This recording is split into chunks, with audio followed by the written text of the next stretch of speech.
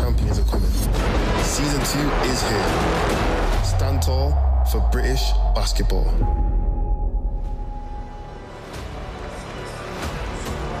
Hello, good evening and welcome to the Ellesmere Port Sports Village. It is Cup semi-final second leg action. The Cheshire Phoenix trying to overturn a big deficit against the London Lions, looking to reach their second final of the season. The Lions in the box seat after winning the first leg at the Copper Box on Friday by 17. Is there any way back for these Cheshire Phoenix players? It would be the biggest comeback in the history of two-leg basketball. Daniel Rowledge and Azania Stewart with you. Well, that's the question, Z. Can Cheshire do it tonight? Can they at least put some pressure on the Lions here? Yeah, I think it's going to be from the first quarter. They've got to come out gunning. I thought their first quarter really let them down. I was at the game on Friday and they only scored 11 points and let London score 29. That cannot be tonight's effort. Here's the highlights from Friday's game. You mentioned that first quarter. That was Cheshire's lowest scoring first quarter of the season. They lead the league in points per first quarter. They're normally fast starters. It didn't happen on this occasion. It's got to happen tonight if they're going to have a chance. Yeah, absolutely. But once the game started going, I feel like they relaxed in, especially Robinson getting to his sweet spots. But, you know, especially how Lyon likes to play. Sabonis harps on about defense, defense, defense. They've got to crash the boards. I felt like they didn't offensive rebound well. They only had 7 offensive rebounds, where London had 14 with 15 second chance points. The Cheshire Phoenix have to crash the boards. The other thing about it, I thought, watching that game, was the three-point shooting from Cheshire. They only made 5, which is unbelievably low, but they only took 26. Normally they're up in the 30s. Yeah. Lions did a good job of taking the three-point shot away from them. Yeah, well, obviously now high up on the scout, you know what they're going to do, so run you off the three-point line. They didn't make threes, but Robinson did get to the free throw line like he normally does. He was the leading scorer for the Phoenix on Friday night.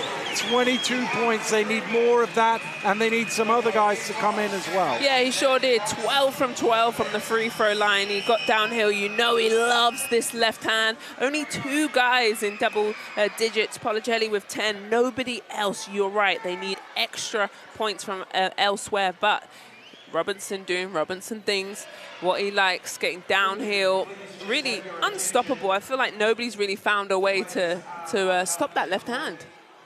Exactly, he's been able to get to the basket at will. We're just going to pause for a moment now and remember the life of Kieran Gale, a lifelong Cheshire Phoenix fan who sadly passed away this week. He was a familiar face to those of us who come here every Sunday, and we can see pictures of him amongst the crowd today. We're going to pause for a little applause to remember him.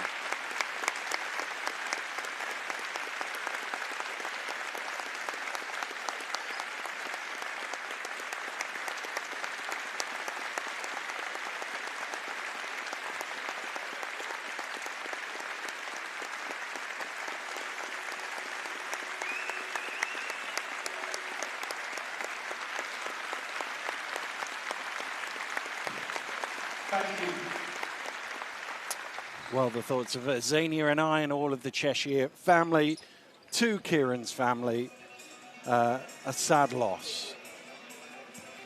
We will transfer our thoughts back to the game now, and at the other end of the floor we had a look at the Patrick Robinson. Dean Williams, I mean, he's been great all season, but yeah, on Friday he's so efficient with the way that he scored. He really has, and I think he's just come on leaps and bounds, but found his role so well with London Lions here. He's able to stretch the floor. He's ready to shoot 19 points. He went 3 from 5 from beyond the arc, but he also got help. 6 guys in double digits.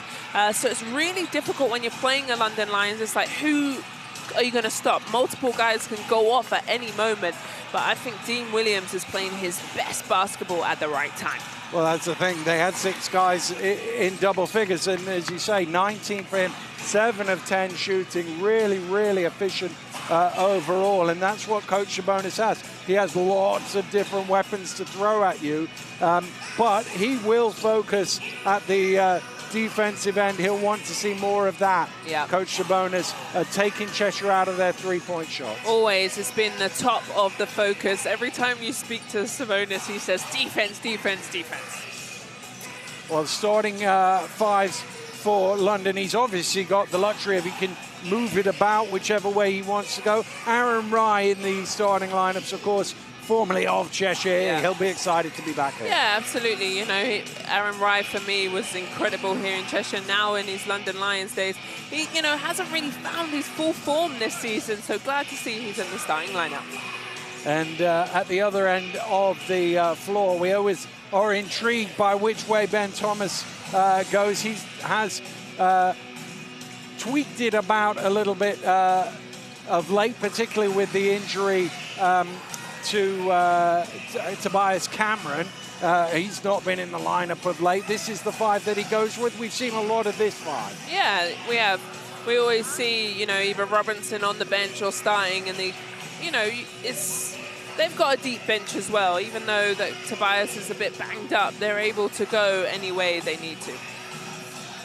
Well, they certainly are. Cameron is out and warming up, but interestingly, he's not listed on the stats today, so I'm assuming that means he's not going to play, which will be an interesting wrinkle. But he is out there at the moment, as I say, going through his normal pre-game warm-up. He did play a few minutes on Friday, not as many as he normally might have before that injury, but we will see where he's going for that. Of course, the final next month in Manchester, and the news is that Manchester have made it through to the final. A big win for them on Friday against the short-handed Surrey 89ers, but they sealed the deal today by winning that. It was a close game throughout. They ended up just pulling away at the end and winning 99-97, and that's huge for Manchester. Of course, their women will be tipping off shortly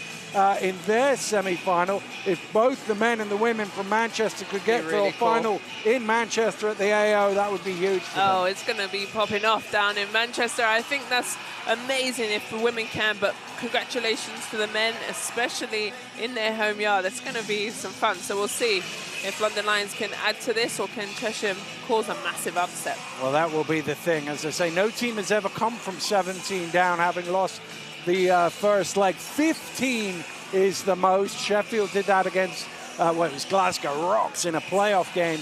Must be 15, 17 years ago now. But Cheshire are going to try and do that here today. Of course, the final, we've mentioned it. This is where you can get your tickets to join us in Manchester.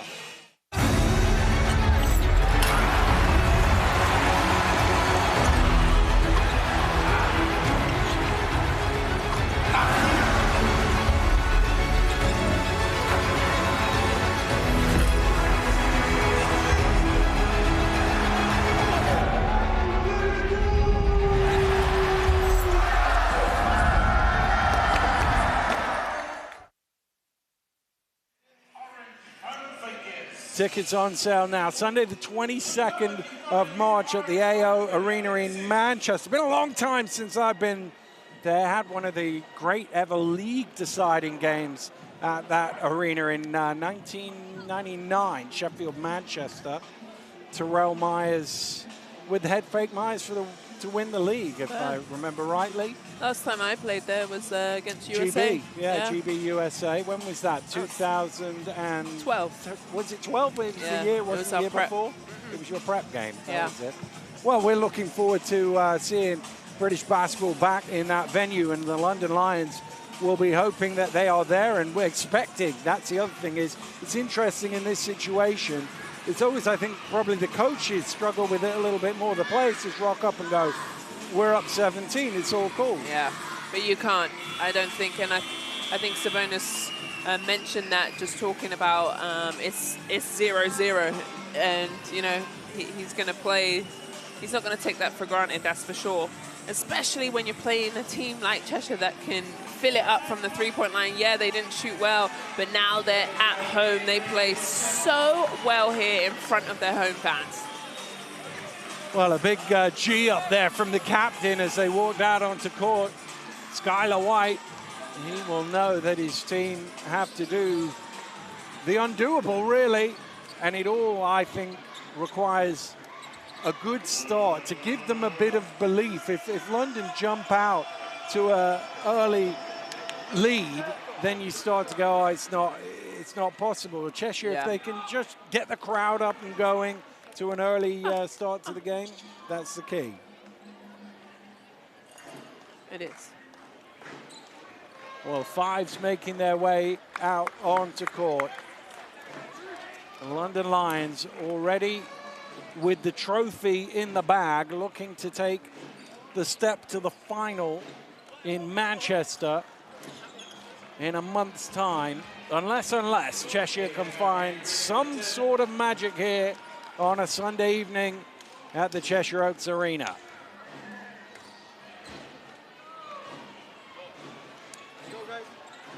Williams and Diggins to jump it up.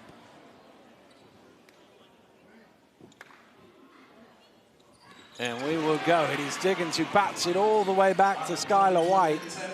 And Brown Jr.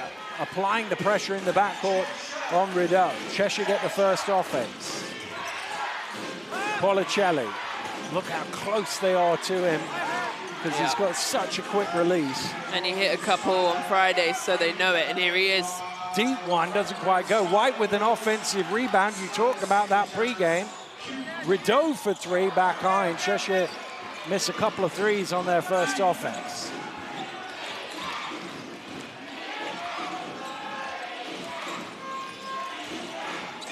Reynolds. Out to Rye. Down low to Williams. Williams trying to use his strength, backing down, kicks it out to the corner instead. Reynolds with the offensive rebound, and he's double teamed, ball knocked out of bounds for a London possession. Yeah, well, that was quite a lot of contact there. They did let them play on Friday night. I thought there was a real physical game. Well, Reynolds certainly turned to the official with a quizzical look. Stolen away, good hands from Policelli. Williams does a good job to stop the initial attack, but Rideau goes in through the contact, and one for LaQuincy Rideau. Yeah, Rideau, you know, he loves these moments. On Friday, he was talking his talk, really got into foul trouble though, picked up 4 fouls and had to manage them throughout the game. This is a good steal. And then just waited for Rideau for the help and the finish. Well, he converts the three-point play, so that's 3 of the 17. And it's stolen away by Rideau. He's off and running. Skylar White's going to let this fly, and he's going to string it. 6-0 Cheshire. Well, that's the start that you want. I told you Cheshire played so well here, and they've come out gunning. Reynolds driving in, doesn't go. Rebound Diggins. Diggins scoops it up. Tip, followed by Brenchley, gets his own rebound, lays it in, and a timeout is called by Coach Chabonis. Less than 2 minutes in the game, and Cheshire have an 8-0 lead, and the crowd is up. There you go. The one team, you know, who could potentially do this is Cheshire Phoenix. I said the first quarter is so important, just for your psyche as well. They came out aggressive, hands, getting 2 steals, coming down the other end, 8-0 start. Obviously, it's a long game, but when you can get that first, you know, hit. You know, more than anything else, it's what it does to the psyche of the crowd. Yeah. They come in here and they're thinking, well, you got people like me going, well, nobody's ever come back from 17 down before. And you scored a first 8, and you suddenly have that belief. Now, one run isn't going to do it. Yeah. And I almost think, even if they got 17-0 up, that would probably be too early in the game, if you like. Yeah. But what it does is it gives the crowd belief that we can score against this team. You mentioned the 11 points in the first quarter. They've got 8 in less than 2 minutes. Incredible, but you know their energy. I think they've just, where I was missing that in the first in London, I thought, whoa, is it the lights are too bright? Are they? It's a different arena, and set up, but here they just feel so comfortable. And now London Lions have to, you know, they're on the back foot here now. They've got to come back and just settle into the game, get their first bucket. Well, as the aggregate score shows, they're still up 80-89. So they're still in the box seat. But Cheshire will be pleased. They're in the same group of 10s. Right in the early stages. Rideau with an early foul. You mentioned his foul trouble on Friday. Phillip. Reynolds lobbing it into Williams. Brenchley coming with the help, but just had a foot on the line. It'll be a London ball. Well, definitely a change that they needed with Williams playing so well and only 20 points on Friday. They're going to send a double. I think that's a good decision. Into Wright. Back to Williams. Phillip now. 5 on the clock. Phillip knocked away by Rideau. He is always where the ball is. Look, Quincy Rideau, he didn't look anywhere in that play, but suddenly there's his hand knocking it loose. Let's see here. This is a good drive from Tariq Phillip. Williams was sort of guarding him out of position.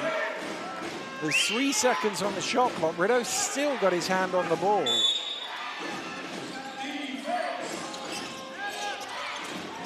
Lobbed into Williams, gets it away. That is short.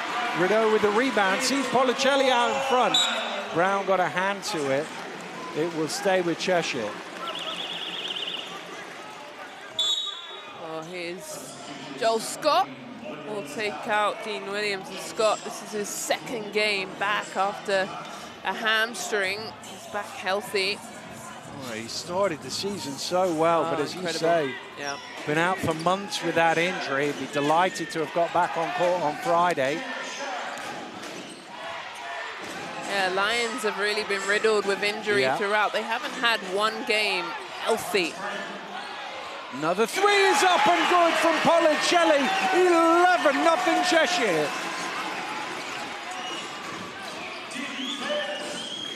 Brown. They go down to Scott, who's got the size advantage here, although a double team comes, kicks out to Reynolds. Reynolds, no way through, Rye for 3, short. Rebound Reynolds, they got numbers underneath. Brown gets London on the board after 3 minutes. Needed that bucket. White again. Not this time. Brenchley going after it, lays it in for 2. Coach Sabonis is furious on the sideline. His team giving up offensive rebounds.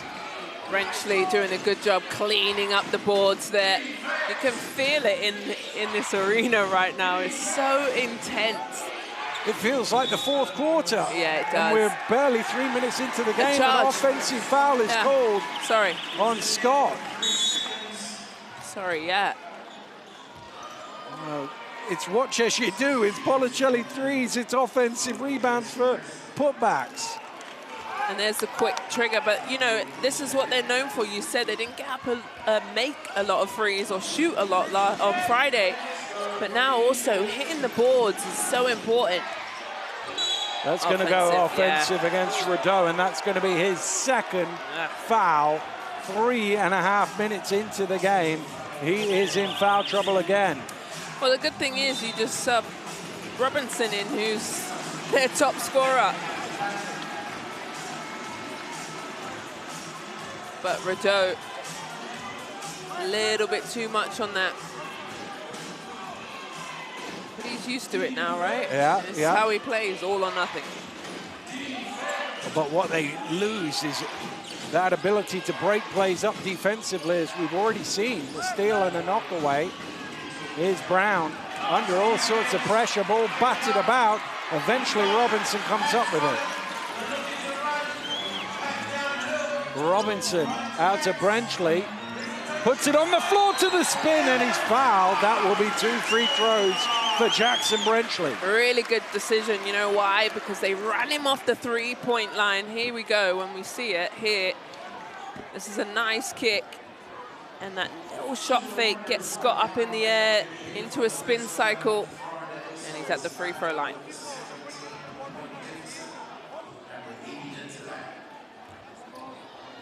Well, I think referee Dodds has given the team or the coach a warning. Somebody's got a warning on a London side of play.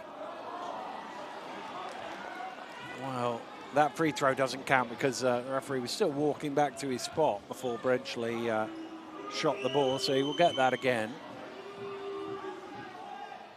And he makes it this time.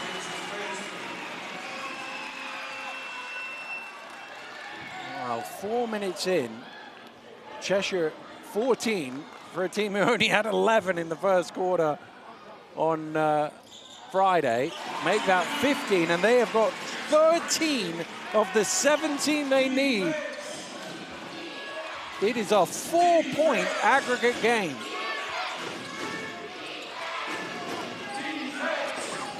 Adama. Reynolds slips, able to get it to Scott from the top of the key, doesn't go, rebound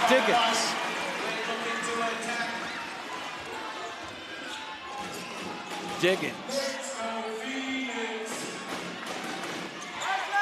Cross to Policelli, doesn't go, ball bobbles about, and London come up with it. Yeah. They want to run in transition. We're right here next to the London bench. Rye for three, got it. Yeah, good looking shot from Aaron Wright.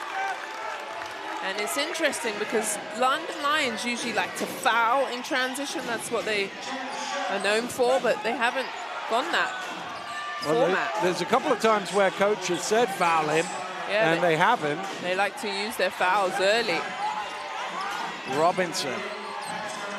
Robinson driving in, and he is the guy who knows his way to the free throw line. Nobody has made or taken more frees than Patrick Robinson this season. More free throws, than Patrick Robinson this season. Oh yeah, 12 of them on Friday.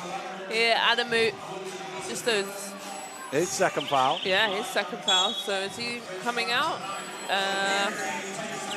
Yeah. Mo Salawade is going to come in for him.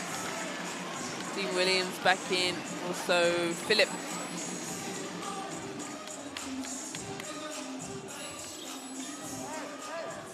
London rotating through. They were making a couple of subs anyway, and then had to add Salawade to that as well, with Adamu picking up that second foul. So both teams, even though there's only been 5 fouls in the game, both teams with a player on 2.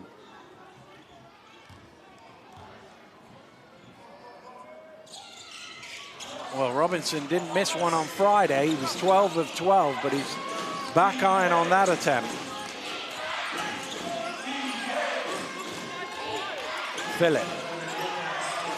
Salawade kicks it out to the corner. Dean Williams short on the 3. Robinson comes up with the ball. Robinson going quick. Has it not loose, gets it back to Brenchley, lays it in. And Brenchley is a problem. The way he can cut and break up defenses is incredible. If I was guarding him, he's annoying. He never stops moving. Phillip left alone, punishes them for 3. Yeah, Phillip, the defense went under that time.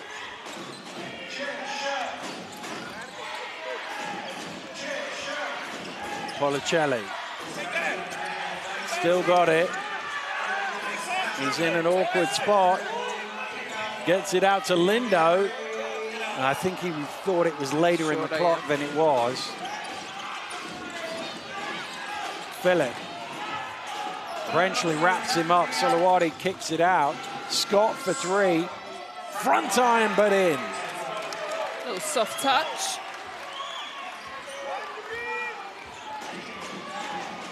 Robinson driving hard off the glass. He'll go to the line for a bonus free throw. And on Friday, he wasn't making those on that right-hand side. He shoots the right-hand layup with the left hand, which I wish he would shoot with the right hand, but wasn't making them. This is better from him. Takes the bump, finishes, gets back to the free throw line. Well, he drew 6 fouls on Friday. He's got a couple more here already.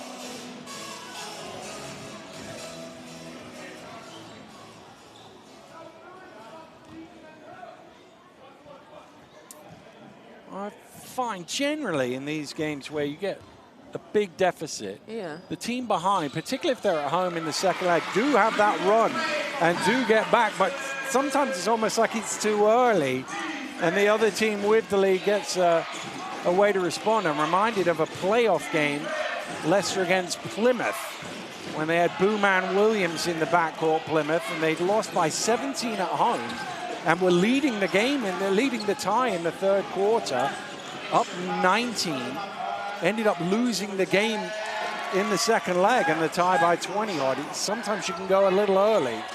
Here's Robinson. Driving in, foul is on the pass, but Lions, that will be their team fifth, so that will be free throws anyway for Pat Robinson. Yeah, down the other end though, the Lions on their offense. Only a shot clock violation, but moved the ball. Phillip was able to find a score.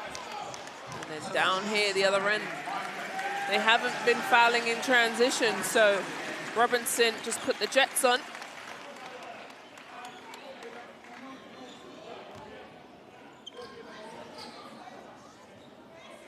Where Friday, Dan, by 5 minutes, London Lions are in team foul troubles already.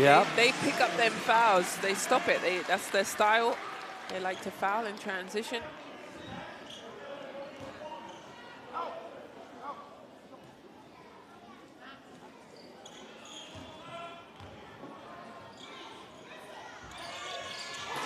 Robinson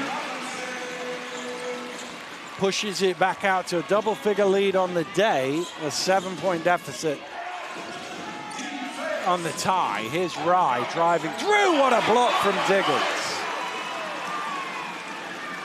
Well, Brenchley right there at first. And then able to get some help from Diggins.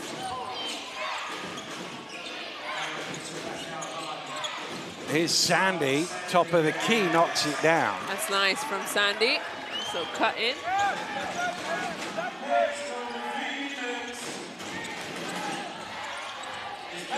Robinson, oh, he misses the layup.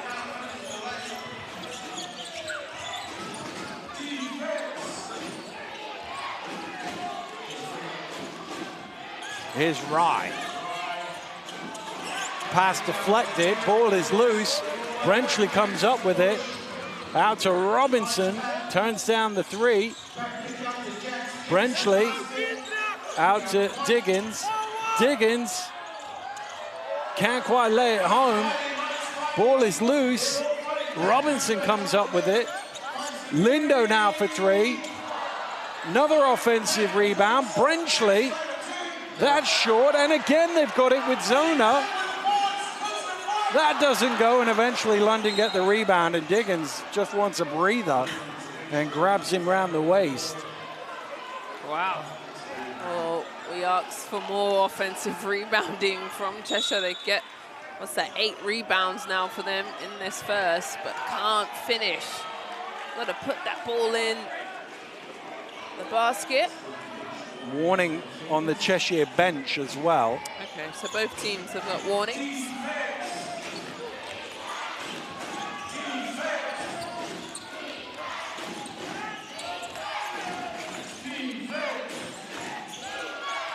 Phillip, he's going to shoot the three. Misses, rebound Dean Williams. So some offensive boards now for London. Williams kicks it out. Foul is called on the pass. But look at the defense of Cheshire. Because he was so good on Friday, 3 guys swarmed down to him. Well, the other game that I didn't yet mention, I say nobody's ever come from this sort of deficit before. There was a playoff game in 2017 where Newcastle won the first leg by 19, and the second leg in Worcester went to overtime because Worcester won by 19. The Eagles eventually saw that home. They lost the game by 17 in the second leg, but it wasn't quite enough. That's the closest we've had an overtime game. That's what Cheshire are trying to go up against, the history of top-flight British basketball. Here's Brenchley. Brenchley underneath, tries to reverse, layup doesn't go. One shot is what the Lions are calling for. Shot clock is off, so they can run it right to the buzzer. Williams looks at the clock to make sure he doesn't shoot too early. Now he's sticking it down and gonna go, gets it away in time and banks it in off the glass to cut the Cheshire lead in the game down to 4. It was as many as 13, and that is the thing we were talking about earlier.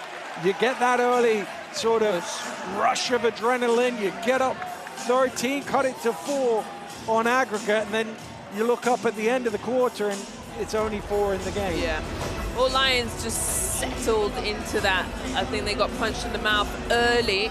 Cheshire did a really good job, especially, you know, getting those to the rim, 5 from 12.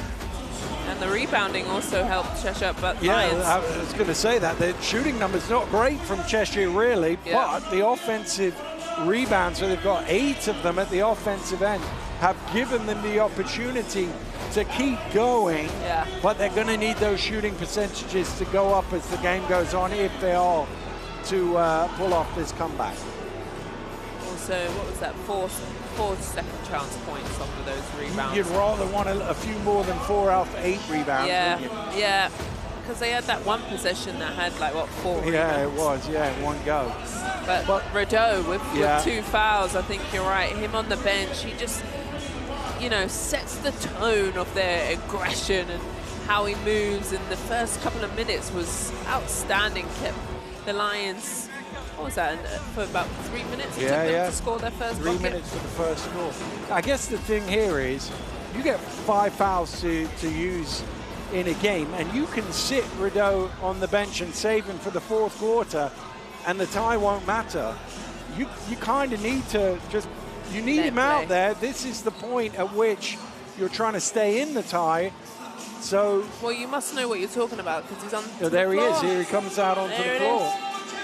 But you know, he's a risk-it-all kind of guy. He doesn't care that he's got 2. It's just the way he plays. He's still having a conversation about that second foul where he was backing down into Cheval Reynolds Jr. and got called for the offensive foul. You know he's always going to plead his case. If there's a conversation to be had, he's usually involved.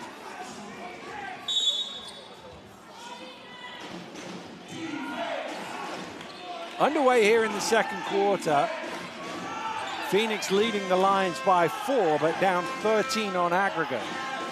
Place in the Cup final in Manchester next month up for grabs. Here's Brown Jr. for 3, in and out.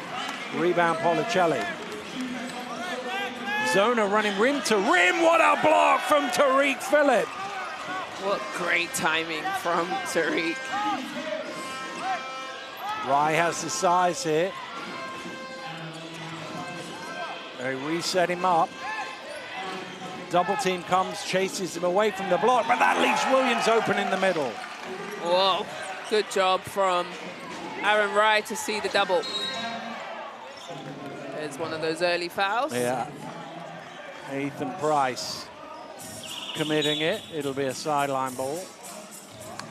This is good patience and poise from Aaron Rye. You can see the double team, but because he dribbles out, it just gives him enough space to just turn around and find Williams for the easy dunk. And obviously Rideau was in the vicinity of Williams, but can't give up that 3rd foul. Williams will sit down now, replaced by Joel Scott.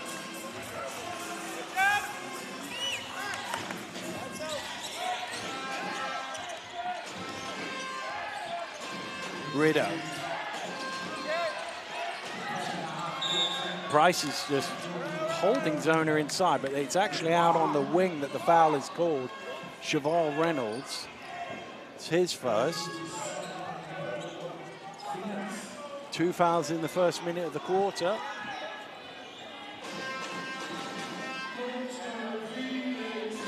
Looks like somebody might be bleeding. Yeah, the referee's just checking with Price, but he's okay. Thought he was going to make him tuck his shirt in, but he didn't. Oh, yeah. Probably ought to. Looking a bit scruffy out there. Can't be having that. Rideau, bullets it over to Zona. Brenchley, late shot clock. Pumps on the 3, tries to draw the contact. Robinson with the rebound, but runs out of clock. And it'll be a 24-second violation.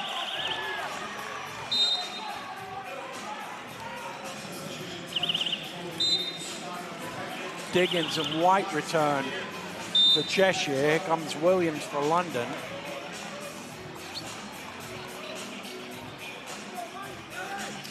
Feels like we played more than 11 minutes. Yeah, it does, doesn't it? It does, it does. Feels like a lot has gone on, packed it in. And it's only 23-21 as well, so it's not really like it's, sometimes you come here and it's in the mid to high 30s at this stage, but there's been a lot going on. All around the three-point line to Cheval Reynolds off the mark. Rideau out in front. White on the trail, catch and shoot. It's a deep one, and it goes. A little roll for Skylar White. Walks straight into that one in transition. That's where he's at his best. He doesn't get to shoot a lot of those, but he's always trailing, always ready. Rye driving in.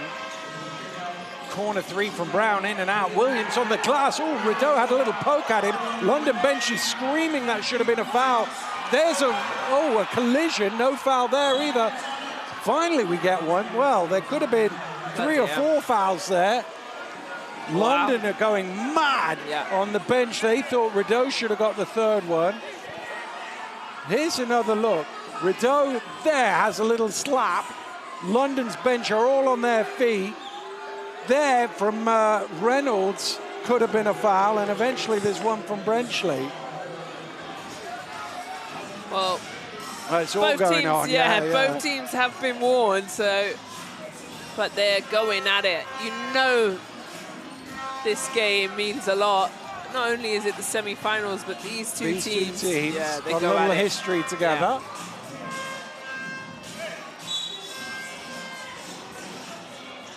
And we're back underway. London ball. I like it though, you know. Both teams not backing down, playing hard on every possession. Reynolds is going to take the 3. It's off the mark. It came off Diggins and will be a London possession.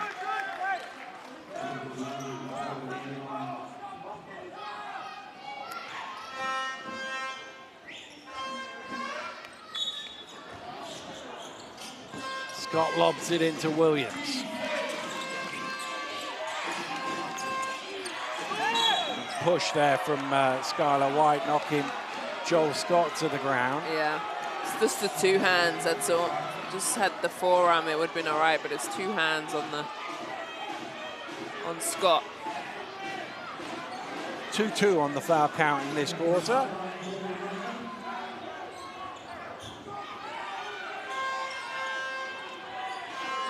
As you say, it's you're all right with a little bump, but not with the 2 hands extended. Rye spinning, but there's Rideau again, the ball hawk that he is, finding a way to steal it away. Behind the back to White. Policelli pokes it loose. London come up with it. Rye out to Brown. London get into a half-court offense, although Reynolds just goes alone, elevates, can't convert.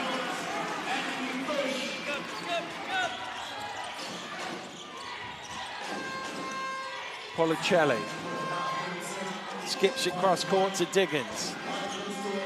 Diggins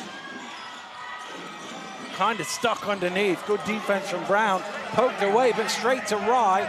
Rye has teammates with him, and they run out of room. There is Rideau again getting hands on the ball. Yeah, Right, should have just went up with that one. I don't think they ran out of space. Technical foul has been called. Who's that on? Where? Is it Skylar White or Diggins? It's Skylar White. Must have said something to the referee, and he's going to go straight to the bench. Zone is going to come in. It's the second foul on White, and London will get a free throw. I missed that. I wasn't sure how that happened. Well, it was only when the referee blew his whistle. It was right near us. I was looking the other way. The referee blew his whistle. I saw a T sign, and Skylar was the closest to him.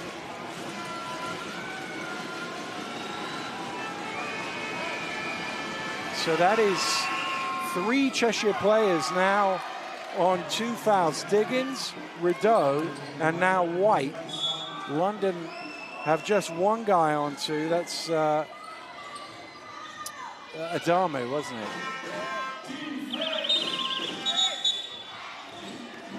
Yeah, Adamu with second foul as well, yeah. Let's table just stopping the game because they weren't quite ready with the shot clock. Goes back to 18 where it was when the technical was called. Phillip.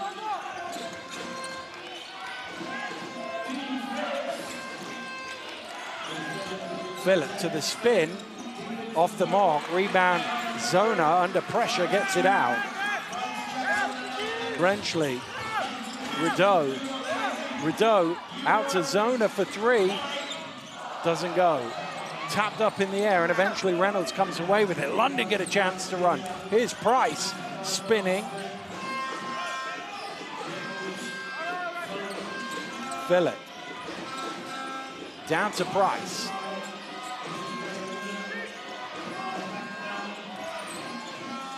Price poked away, but straight to Sandy. He's triple teamed and somehow comes out of it with an open layup. That's a good job from Sandy with the clock running down. Cheshire had them. Brenchley off the mark for 3, and Reynolds able to come up with it. London looking to run. Brown going quick. Brown lays it in. Brown, honestly, how strong he is, causing the timeout. Brown on the other end, on the defensive end, one-on-one, holding his stance, and then out in transition. Strong Brown Jr. Well, Cheshire's shooting number is still pretty low, which is part of the reason that they've got all their offensive rebounds, but it also has allowed London to get out and run off the misses. And they've got some opportunities in the open court. They've not taken them all, but they've had a few along the way. And, wow, it's been a breathless opening 15 minutes, 26-26. Put the kettle on. I need a break. Yeah. Honestly, and especially the tempo. We know how Cheshire likes to play. London play the same way. As soon as a rebound goes, they're out. They're down the other end. And so it's just been back and forth. And there's the top scorers, Brenchley with 8, and then Brown with 5. Well, they've basically taken the same number of shots, the two teams. London have made more field goals. They've made the same number of threes. The difference is Cheshire got to the line a little bit more. So that's the way they've kind of done it. London have made a few more 2s. Cheshire made a few more 1s, and we're level at 26.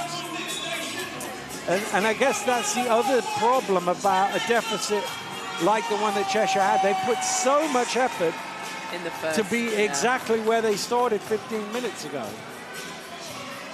Such a good point. A lot of energy to be right there where they started. You're right, and they haven't, where are they? They're 3 from 14 from beyond the arc. They need a couple more of those to fall. London Lions go into a little full-court press here just to slow Cheshire down. Not much slows Cheshire down.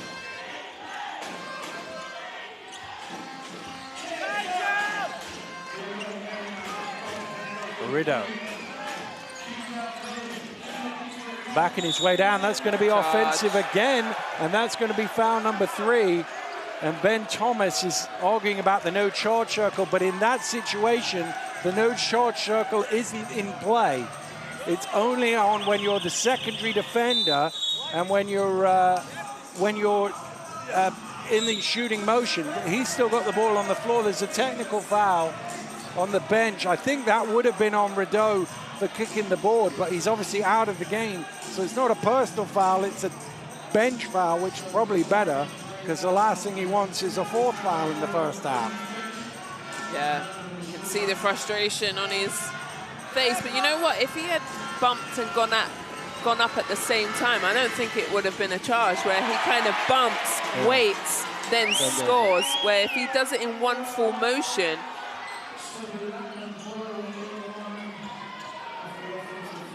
Well, massive, massive blow that for Cheshire, one of their key protagonists on the bench with 5 minutes to go in the first half on 3 fouls. Knocked loose, though, by Policelli.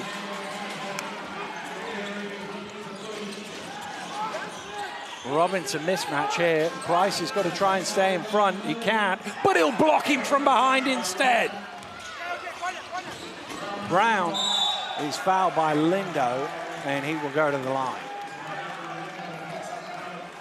I think Price, for me, on that defensive block, incredible timing. Obviously, here you want the mismatch, the little versus the big, but this is what I loved about switching on to the smaller player. The smaller player thinks that they can take him in the speed, but you've got the length to match him at the glass. I know you saw me do a couple of those blocks. I saw 1 or 2 blocks in your career, I think it's fair to say. But just going to Price, I feel like, obviously I do their games a lot in the week for Eurocup, which are now out. I just think he's come on leaps and bounds. I've really enjoyed his style. His teammates are finding him in successful places, the pick and the roll. You know, I've got to give him his flowers because he's been playing well. And in some ways, he's a fairly traditional big. Yeah. Playing here against Cheshire is probably the hardest thing you can do for a traditional big.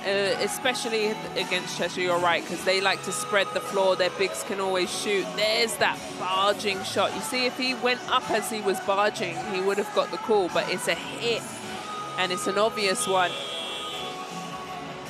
And then on his way to the bench, the board got a little treatment. And I believe that is what the technical foul was called for. So he's got the old Wilbur Johnson towel on there. Skewing old, for anybody who can remember the old Sheffield player. Used to sit on a bench with the towel over his head all the time, but not so much in frustration as it is for LaQuincy Rideau today.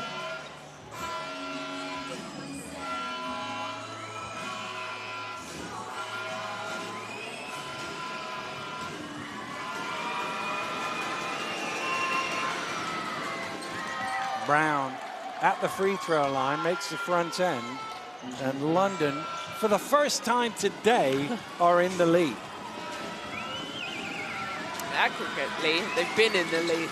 Yeah, the whole time. They've been in this lead the whole time, but on the scoreboard, it shows. I always think sometimes it'd be easier for both teams if they just started 0-17. You know, and then Cheshire would know they were still behind when they were up, and London would know how much they're ahead when they're behind. It's, oh no. I get why they don't do it, because it's a game in itself, and it would confuse everything, the statistics, the scoreboard, everything. So you couldn't do it, but it'd be nice. Here's Price, rebound for Cheshire. There's one of those fouls. That's what he's told to do. Oh, look at there you go. 1 or 2 behind is not happy with it, but that is, as you say, you and I do a lot of European basketball. That is foul you see 5-6 times every game. All minimum. the time. All the time. Not giving up transition points, particularly against a very good transition team.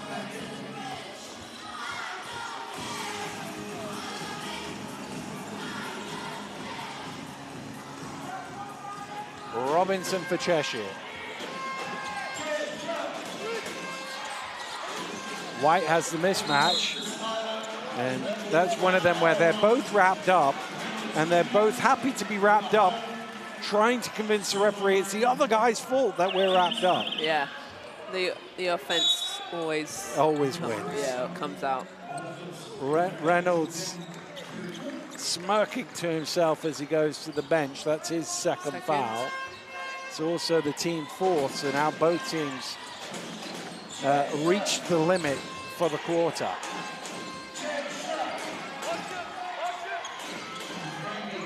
Policelli, quick release, batted out by White, but only as far as Williams. Williams backing down. Out to Phillip.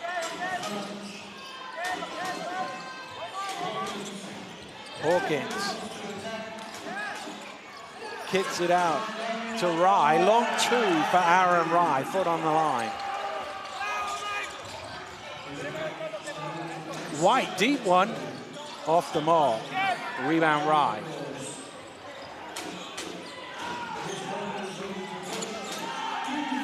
Hawkins.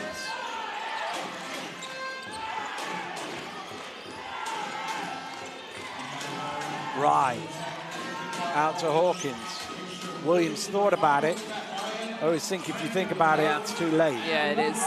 But Lions driving and kicking right now. Offense really slowed down in this second quarter. Just 12 points between them. Robinson trying to get 2 more, and he does. They needed that bucket with only 3 points before that, so scoring's really slowed down.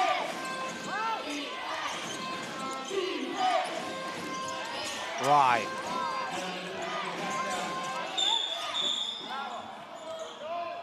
Lindo this time the offender in terms of the wrapping up of the arms.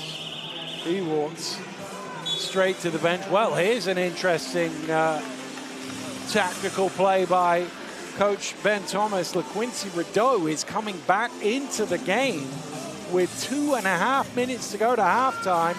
But like we said earlier, it's a risk, but there's no point in saving him to the fourth quarter if you're losing by 19 on aggregate in the fourth quarter. You're right. You've got nothing to lose at all. And honestly, he was great those first couple of minutes. It's only down for 1 steal, but I feel like he definitely was involved with a couple more. I thought he's definitely got 2, and he had his hands on a couple other plays that probably wouldn't go down as a steal.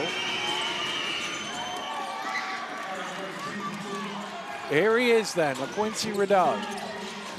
Got to be careful with them shoulders. They've cost him 2 fouls already. Oh my goodness, isn't it? It's a block. Scott hit the deck as he took it at him. But you see the difference in that one.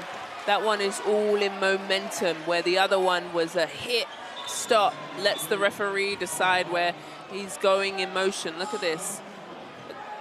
Good on him for just getting his head down. Ooh. You see? Yeah. You see the difference, though? Because, I mean, you can't penalize him for being strong. Yeah. That's not his fault. Yeah. He hit the gym. You know what I mean? So where that one is a momentum play as an offensive player, the referee has to call the foul on Scott. Well, I can see why London were up on that one, put it that way, but he isn't in a traditional taking a charge position, that's fair to say. But it was close.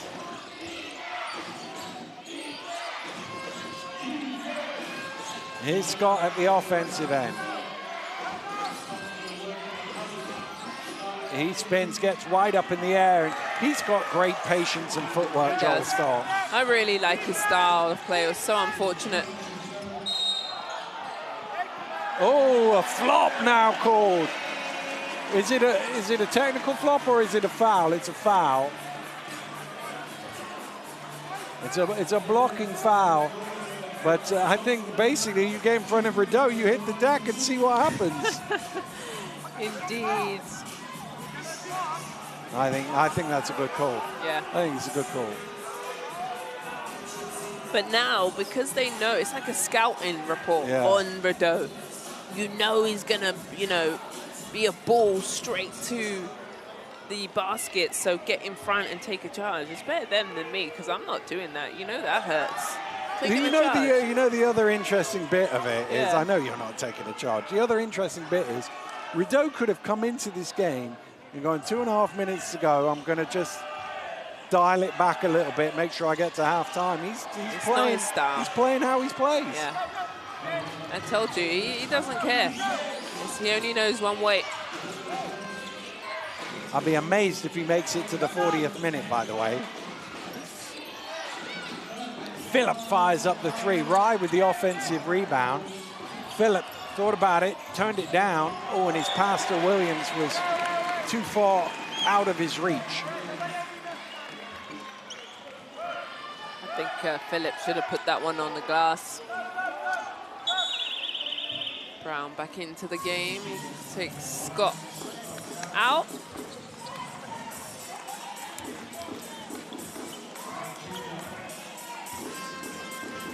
.134 to go. London by 3 on the evening, by 20 on aggregate. White backing down. Oh, off the back of the rim. And Rye has the rebound. Rye doing a lot on the rebounding end, both sides. Trying to force it out of his hands, but London able to get it across midcourt. Rye's going to take it inside. White got a little hand on the ball there. Technical foul is called on the bench. Somebody jumped up. I'm not sure who it was, but somebody jumped up on the London bench. And I think we've had our fair share of warnings at both ends of the floor. Yeah. A technical was bound to come at some point. Indeed. So they've got their tee. Policelli will go to the free throw line to shoot the tech. And Coach Sabonis didn't do really much complaining on that, but it wasn't on him. It was on somebody behind him. I don't think it was the assistants either. It looked to me like it was a player that jumped up. So that's 2 bench technicals, both on players.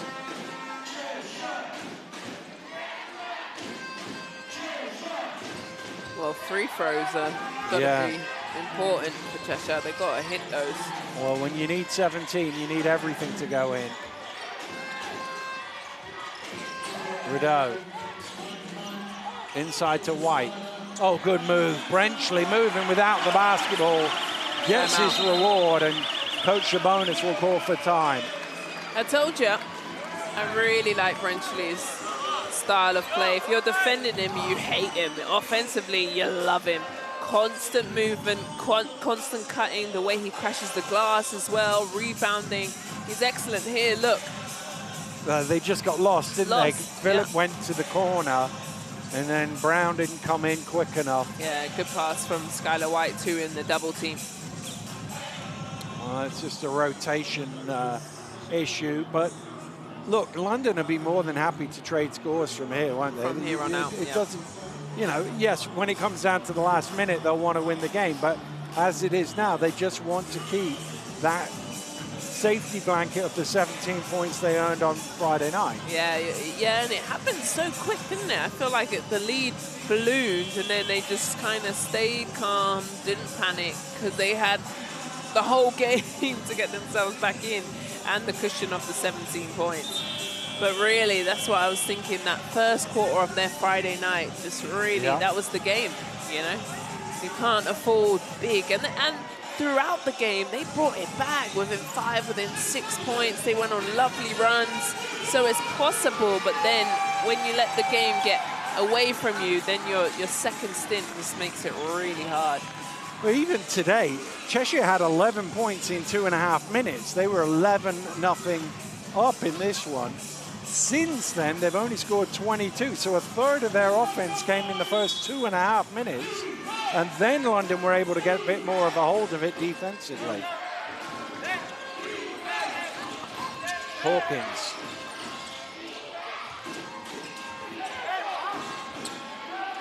Still Hawkins. And eventually he's fouled by Diggins. Diggins isn't happy with that. He's got to rein it in, though. Well, he's walking straight to the bench because that's his 3rd personal foul. Let's see here. I don't think there's a sub there coming in. What I would say about that foul is there was a lot of contact between them for about 10 seconds, and eventually the referees are going to make a decision on something. But Diggins is going to stay in the game. So Cheshire have 2 players on the court in the first half with 3 fouls. Yeah, going to have to manage that throughout the game. And obviously they've gone with Rideau back, keeping him in the game. Why not? Got nothing to lose here. Well, he's missed them both. Diggins drops it off to Brenchley again, moving without the basketball for 2. And yet again, Brenchley doing the work early.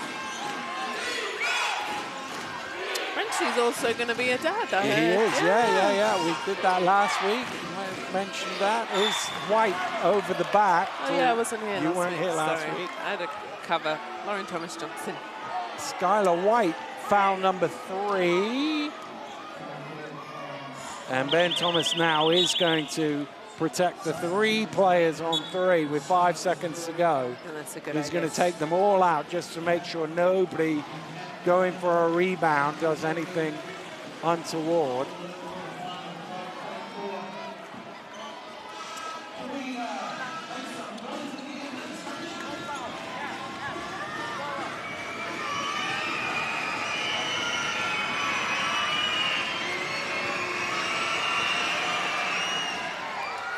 Joel Scott levels the scores at 35.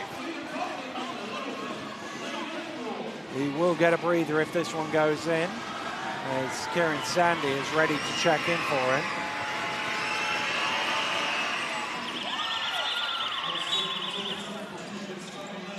So 5.4 seconds left. Cheshire trying to take a halftime lead with the final score. Obviously going to try and go to Robertson, I think, maybe. Well, it's Lindo who's got it. Still going Lindo. Lindo all the way up off the glass and will not convert that. 35-36, the halftime score. Cheshire came out absolutely on fire. They scored the first 11 points. They led by 13, but London never got behind on aggregate and will head to the locker rooms with a 1-point lead in the game. Yeah, fun game, to be honest. The way it's going back and forth, it's aggressive, it's, you know, nobody's backing down. But like we said, it is a game, it's, you know, home and away, and that game in Friday's really killing them because you got that 17-point aggregate. But I commend Cheshire. The way they came out in that first was excellent.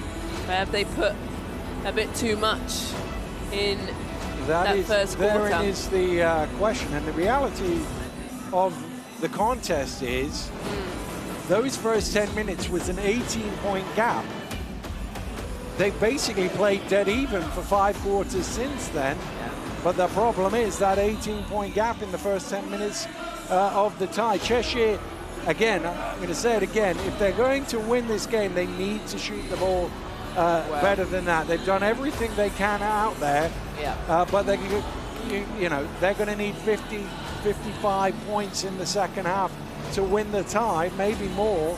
So they're going to have to put it in. But wow, what a first half! Yeah, shooting 19% from the 3-point line. It's, you know, under what they usually shoot. Rideau, though, playing for it all, and these were the first couple of shots in that first half, which was just excellent. Really locked in and loaded. The other thing they've got to deal with as well as needing to shoot the ball better, they need to keep everybody on the court. Diggins, Rideau and White all on 3. They need those guys not to pick any early fouls up in the second half. Yeah, and the way London will play, they'll try and pick on them, especially Rideau. You can see it. They're trying to take a charge on him. That was a good shot from Skylar White as well, but great first half. Yeah, because ultimately the foul count is dead even, but London have the depth to be able to run guys in and out that Cheshire do not. We're at the half here. It is a Lions lead by 1. Azania and I will be back with the second half in a few minutes' time. Super League basketball is leveling up British hoops. This isn't just a league, it's a movement you can feel and see in the stands. From the first tip to the final buzzer. The story is written. Every drive, every shot, and every moment. Rivalries run deeper, games hit harder. One pass, one dunk, everything can shift. Legacies aren't given here, they're earned. New stories are ready, and new champions are coming. Season 2 is here. Stand tall for British basketball.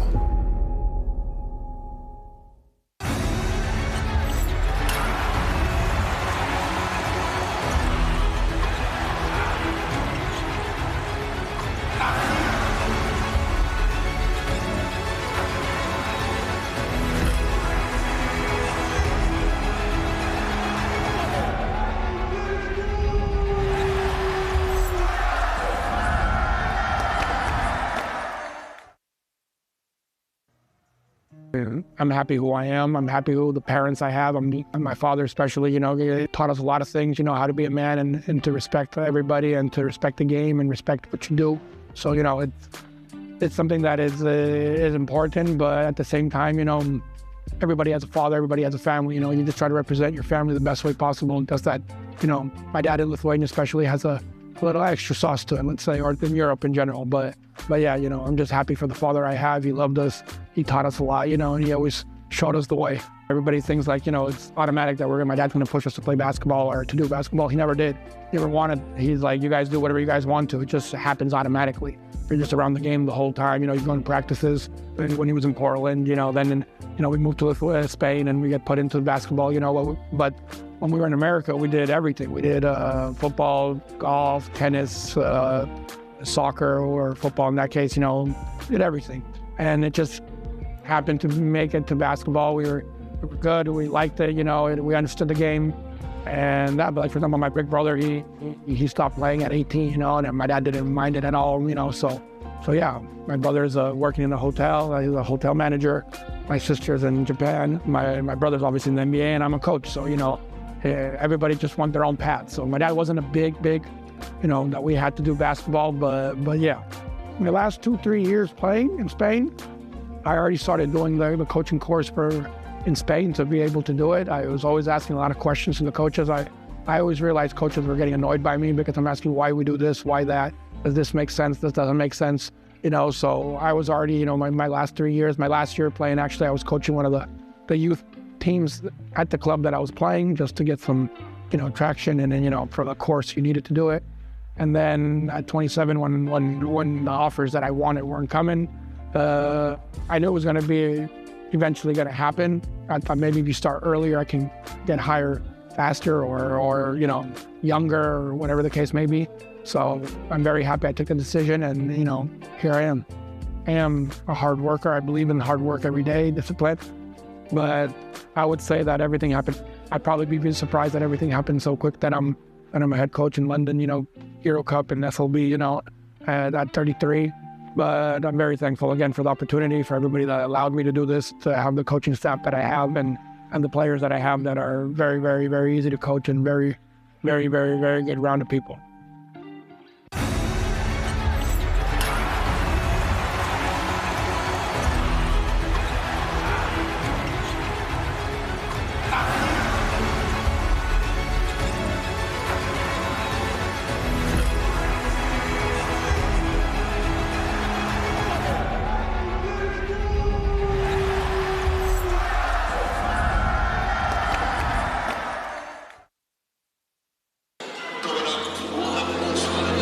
Shot to fall as Robinson's back down the floor, and how did that drop? Robinson with the circus shot. I always felt like I was overlooked, so I just wanted to prove that I could play in any league anywhere. So here they gave me the opportunity. I signed early, and I was focused on just making an impact, and I think that's what I've been doing. I just want to continue to just help my team win. I don't know why, but I could tell you it started maybe in high school. I went to Philadelphia Catholic View School, and I led the league in scoring, but I didn't get any looks that people that weren't performing as good as me were getting. So I just felt like I was overlooked, and I ended up going to a smaller Division II school, it was just a struggle, but I feel like it just built me up as an athlete, as a man, and just, that's why I play with so much, like, I don't want to call it arrogance, but like bravado. You know, I just have a story behind me. So any chance I get to, you know, tell people, I tell them. You know, I always am going to keep that chip on my shoulder as being overlooked because I'm not where I want to be in terms of my career right now. Like, I feel like I could be a lot better individually, and our team still has losses. So of course I feel like I could do more. So keeping myself thinking that I'm overlooked is going to make me work harder. So there's always something to improve on. I feel like, you know, I didn't take much time to settle in. I feel like I was just, you know, at the first game, I was ready to just rip and run. I mean, obviously, like, I feel like there's some things I can be better at, but I feel like I've adjusted pretty well. I had a good off-season training, and, you know, I could just, you know, just jump into a really, really good league like this and be just fine as long as I got some good teammates and good coaching. I mean, we lost a lot of games that we should have won. There's times in the game where we slip up and stuff needs to change and we need to be better. So, of course, there's a lot more to come for us. But for right now, I feel like we're doing okay, but we could do a lot better.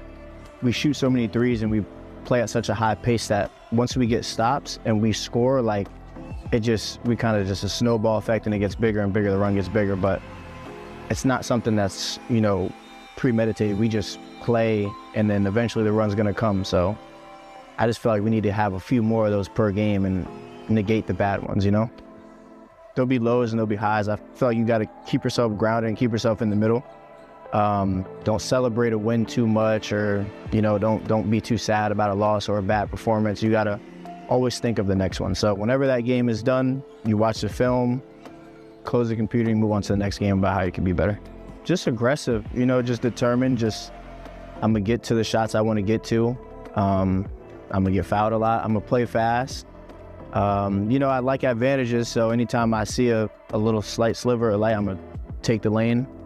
So yeah, just a scorer. That's all I say. Just a scorer, just a playmaker.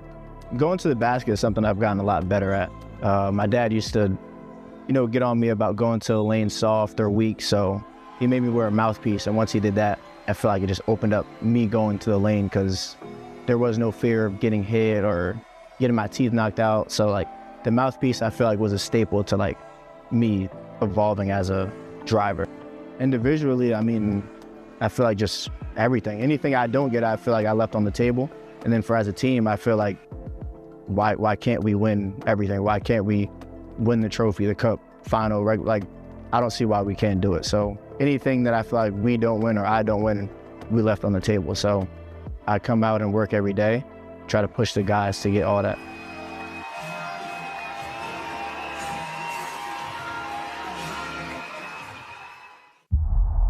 Welcome to Utilita Arena for the first major final of the Super League basketball season. History waiting to be written. The first final of the season, and it couldn't get much better than this. We are underway here in Birmingham. Nice pass down court. Mullins catches it. What a finish as well through the contact. Rob has to heave it here. Can't get hold of the ball. Does get it away and banks it in. Hatters in full flow right now. Kick to the corner. Harrison for three. Got it and one. And the celebrations can begin. Now we won the trophy. The Sheffield Hatters are the Betty Cadona Trophy champions.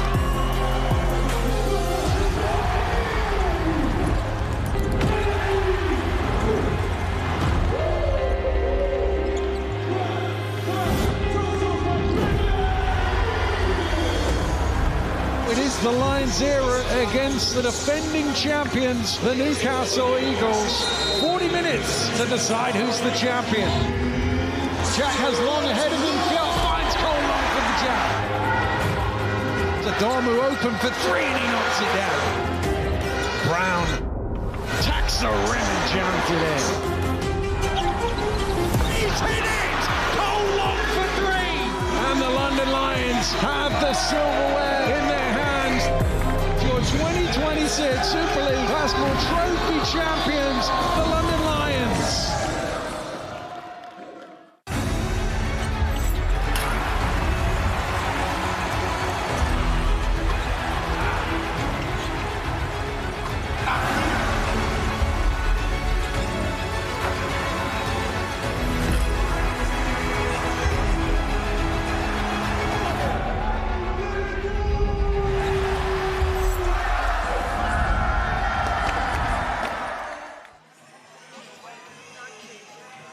Welcome back to Ellesmere Port Sports Village, where it's 35-36 here at the half, but London with the upper hand because of that first result there, 89-72 in the first leg against the Cheshire Phoenix. These two teams playing for the right to take on Manchester Basketball, who beat Surrey by 14 on Friday. They followed it up with a 7-point win here today. So Manchester are going home. That's the AO Arena in Manchester next month, the final. And there will be some hometown participation. And with 20 minutes to go, it looks like it's going to be London, but you never know with Cheshire. First half, LaQuincy Rideau was at the center of everything, Z. He sure was. He has those 6 points, but he has those 3 fouls that he's going to have to manage in the second half. 2 rebounds, 2 assists. I'm only giving him a steal, but I think he deserves maybe 2 or 3. But it was the charges that are getting him in trouble. His big, strong frame where he leans in, he's upset. But he came back in those last couple of minutes and managed himself very well. Well, we will keep hawk-eyes on him for sure, because he has had a lot of involvement in this game. For somebody who only played 10.5 minutes, it felt like everything went through him, and I'm sure we'll see a lot more of him in the second half as well. Yeah, I think another good third quarter here as he just maybe takes a little deep breath and a prayer. A good start is what they need. I thought they were incredible in that first. Really got themselves going. Well, they need to find a way of getting that offense going, because 35 points is, by some distance, their lowest halftime score here this season. And Rideau gets the first 2 of the second half. That's a good way to get himself going in the second by Rideau. It was actually Cheshire's second lowest first half of the season. It was opening day in Newcastle. They only scored 30 points. They're a team more accustomed to being in the 50s than the 30s. Here's Williams. He replies. Williams has been so solid for this London Lions team. That's his second hit on the buzzer. With the shot clock running down, he's just gone 1-on-1. Rideau for 3 knocks it down. First 5 points from Quincy Rideau.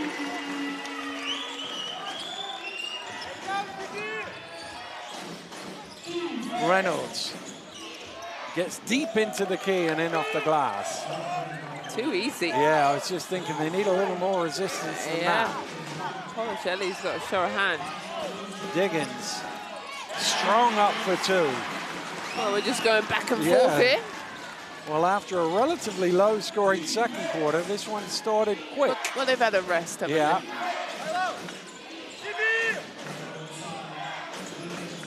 Williams surveying his options. Vance Brown moving along the baseline. Oh, lovely cut from Brown. Cuts behind Rideau's head. Easy reverse layup.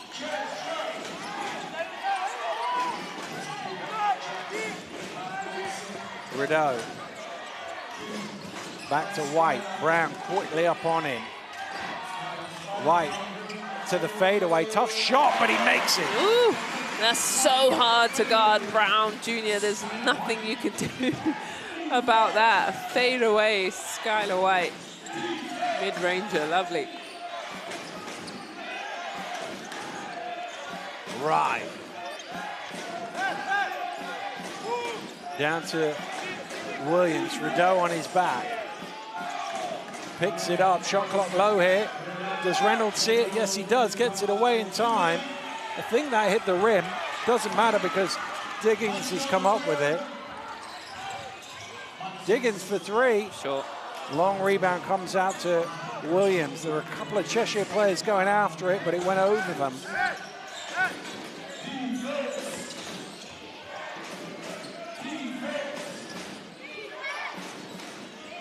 Poked away by Rideau. Nobody gets his hand on the ball at the defensive end more than LaQuincy Rideau. He doesn't quite lead the league in steals, But if they counted just deflections and knockaways and stuff like that, he's top tier. Yeah. And also the amount of times, obviously, he lives on the edge that he will leave his player and go chase the ball, a magnet to the ball constantly. Phillip bailed out of that one, got it to Williams instead. Rebound Brenchley.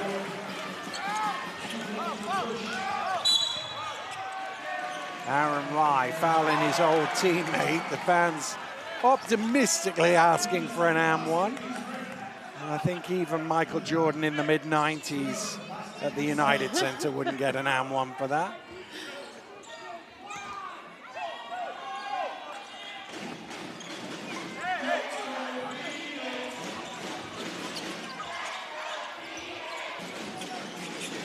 White coming off the screen, gets it away, misses everything. Brown on the trail. Rye stepped on the line. That's going to go back to Cheshire.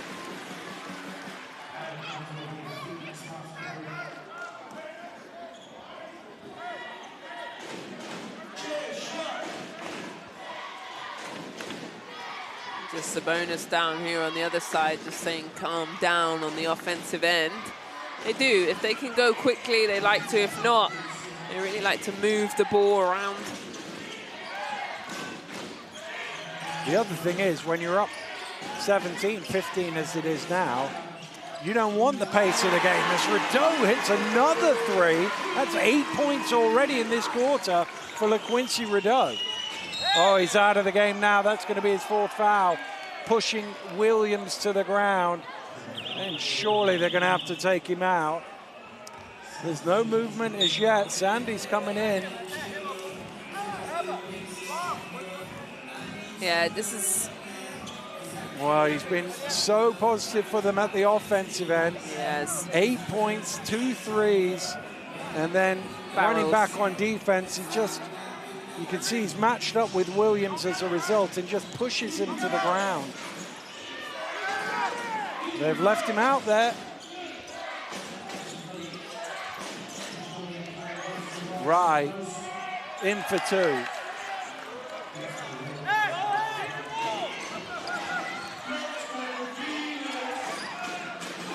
Rideau driving in, not quite. It's a melee in there. Rye in the middle of it with the ball, gets it away. London suddenly have numbers. Sandy to the rim is fouled. Sandy had Shavar, but Aaron Rye, excuse me, made it up. Just his effort on the boards there. Look, the defense is smothered all over him. Offense, okay. Do you want to get my cover? You need to lie down. Yeah. There it is. Aaron Rye rebounding There we go. very well. Yes. Good job. Well, LaQuincy... Too many things in my head right now. LaQuincy Rideau is going to sit down now with Robinson coming in, but I would say that is just a normal rotation. This is about the time you would have taken him out. Yeah, 4.5 minutes, you're right. And he's picked up that fourth. But good first hit there.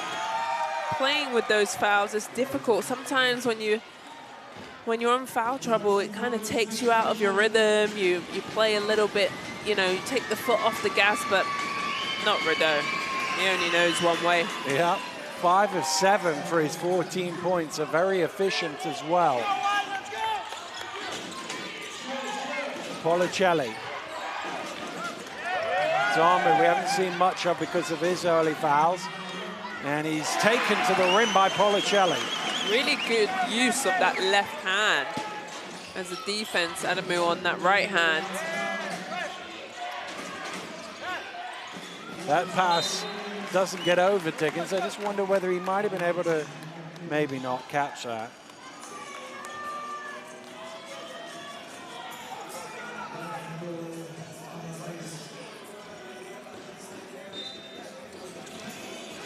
Adamu to inbound, gets it to Phillip.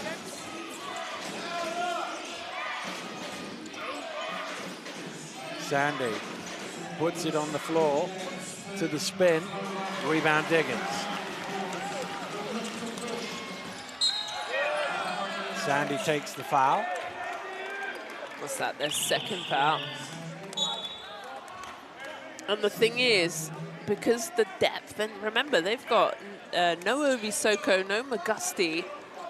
Anyone else? Williams. No. And Williams, Jonathan Williams, where they can foul. You know, those three guys are hurt, but because their depth in their bench, that's how they play. Like you said, the European style, but they're able to sub in and keep that. Well, as White hits the three in the corner, doubles the lead. The foul count is even. Cheshire are in all sorts of foul trouble because they don't have that depth. London, everybody who's stepped on the court has committed a foul. And speaking of fouls, there's going to be one against Diggins here. Pushing him over. He was very unhappy with that. And speaking of foul troubles, he's now on 4. Lindo in for him.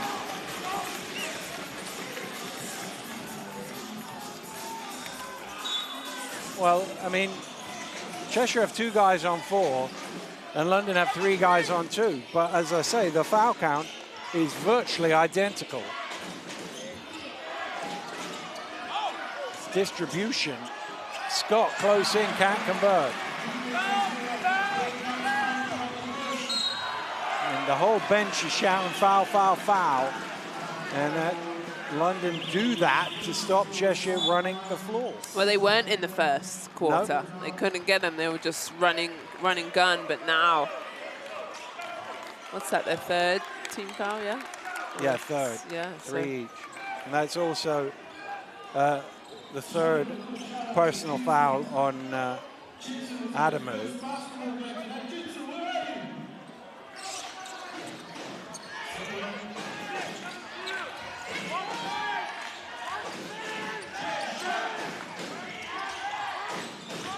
Robinson, back to Brenchley. Brenchley driving in. Adamu is there. Was he still, or is that it's a foul on him? So that'll be his 4th. It's one of them where I was looking through the bodies. I couldn't quite tell whether he got in front of, let's see, Brenchley or not. My take is he's not quite square on there. He did look to be stationary. That's his 4th. And he's gone from 2 to 4 in a hurry. Oh, I was going to say nobody's coming to the bench, but here comes Wright. But he comes too late because Brenchley's already got the ball.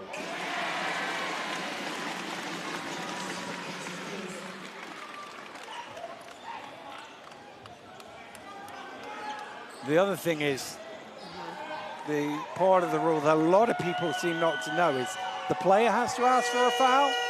The coach can't ask for, ask for a sub. A sub. The coach can't ask for a sub. So the coach can turn around and go sub, but if the player isn't there, they're not going to press the buzzer. The player has to be there. Well, Cheshire have got an 8-point lead on the game, and they are down 9 on aggregate. Still in shooting distance. Reynolds finds Brown to the mid-range, doesn't go, rebound Robinson. Kick forward to Lindo. Lindo's going to take it to the basket and lay it in for 2. Timeout is called by the Lions as Cheshire are up double figures again, and they are breathing down the necks of London with 13 minutes to go. Well done from Lindo to get out and running and finishing as well. Really good. Here we go. The rebound from Robinson. The good push is just a one-on-one, steps through, gets that space, and causes the timeout for the Lions. Well, it's one of those things. I said this when the draw was made. If Cheshire can be in reach at 7 o'clock on a Sunday night here at EPSV, anything can happen. It's just it's so true. Place. Well, we've got 10 minutes till 7. So you're right. Yeah. Anything, it's crazy. You're so right. The things that we've seen, you know, we've been fortunate enough to commentate them for 2 seasons now. And it's just something about here. Yeah. End of third, going into the fourth, the energy just picks up. 21-10 the score in this quarter. And traditionally, this is the one where Cheshire struggled the most. This is their lowest by average. Their lowest quarter, lowest points average quarter. They averaged 22, which doesn't sound low, but it is for them. They've got 21 already with still 3.5 minutes to go in it.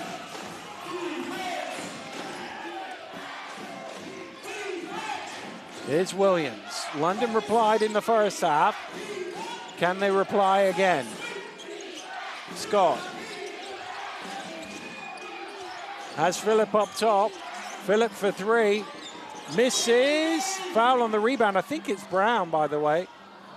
I think Brenchley, no? Brenchley's on the floor. Let me see. Oh, it is Brenchley. Yeah. See what he can see. Oh, he's holding him, isn't he? He's holding him and then gone down. He's on the wrong side.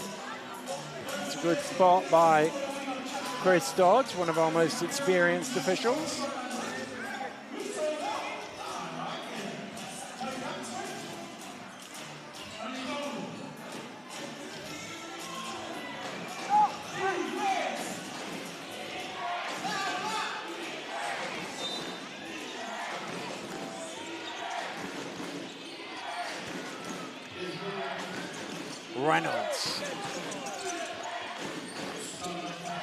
Reynolds gets past his man all the way to the rim for 2. Strong drive from Reynolds. Thought he had Scott down low, but took the one-on-one challenge.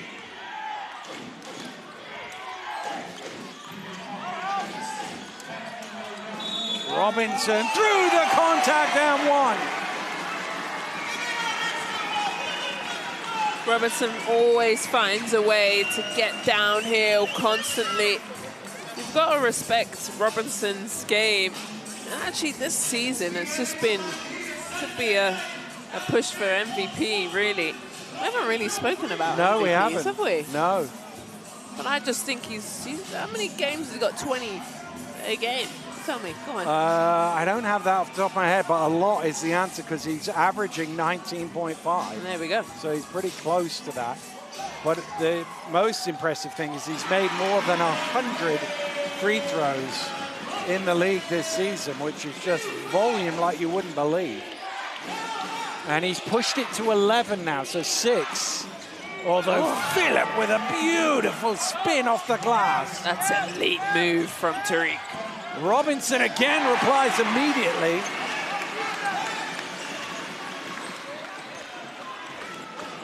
These two enjoying the matchup. Phillip driving in, throws it straight to Lindo. Lindo off and running. Lindo through the defense, lays it home, and the gap. He's going to call a second time out here. Coach Sabonis, he thought about it for a second, didn't want to burn it, but then was like, we're only up 4 on aggregate, I've got to use it. Yeah, and Lindo, you know, doing his best with his minutes, so efficient that his speed is incredible, and nobody, you know, got in his way, nobody slowed down the ball here. This was Tariq's acrobatic move. And then the push from Robinson, the finish. Nice little run here. And it's got the crowd back into the game. It's certainly got the crowd up. Cheshire up 13 thanks to this Lindo score. You see, nobody stopped him there. Yeah. Nobody picked him up. London Lions usually like to foul. They can't actually. It'll be free throws, but nobody comes to slow him or turn him around where he's just able to go coast to coast. Lovely idea. Well, a reminder, nobody has ever lost the first leg in top flight British basketball by 17 points or more and come back to win. 50-0 teams who win by 17 or more. 50-0. Wow. But it's 28-14 in this quarter, and Cheshire are in the vicinity.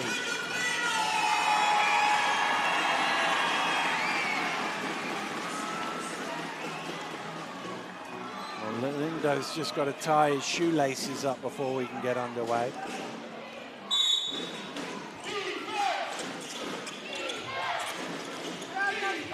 It's into Philip.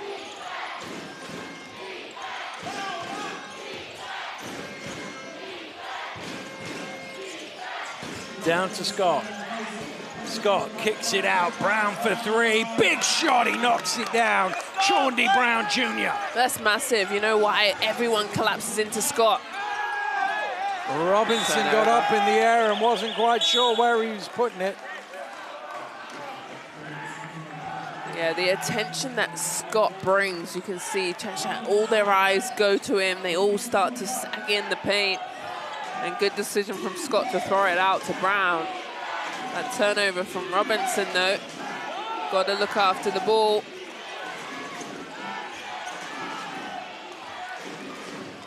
Reynolds.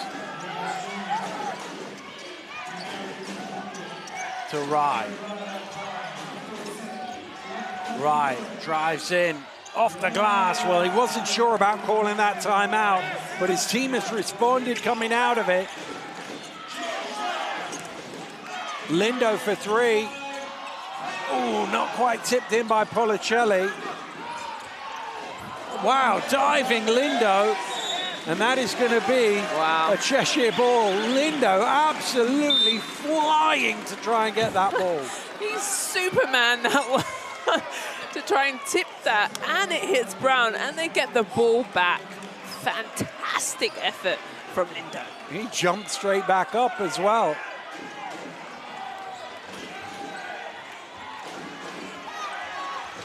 Robinson under pressure, Rye on his back, knocks it away. Sandy's going to come in for Reynolds.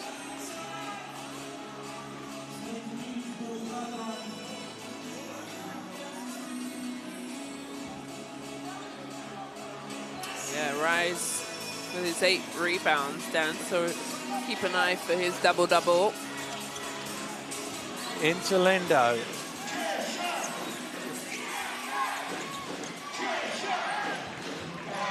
Brenchley sends White into the corner.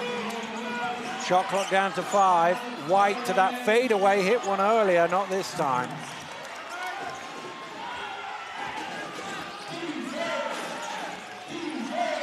Oh, nice pass. Williams hammers it down. And Cheshire have not scored since that London timeout. And London have basically halved the deficit. Yeah, really answered the call from Sabonis' timeout. Well, because you only get 3, coaches are loath to use them too early. But this is where the game is being won. It won't be in the last minute if you can win it now. Here's Phillip inside, can't convert. Jump ball will give it back to London.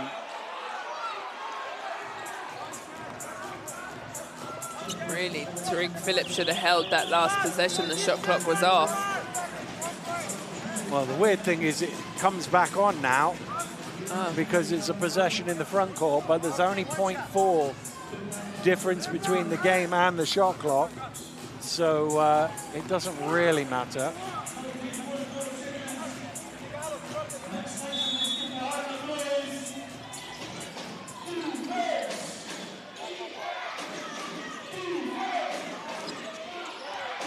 Reynolds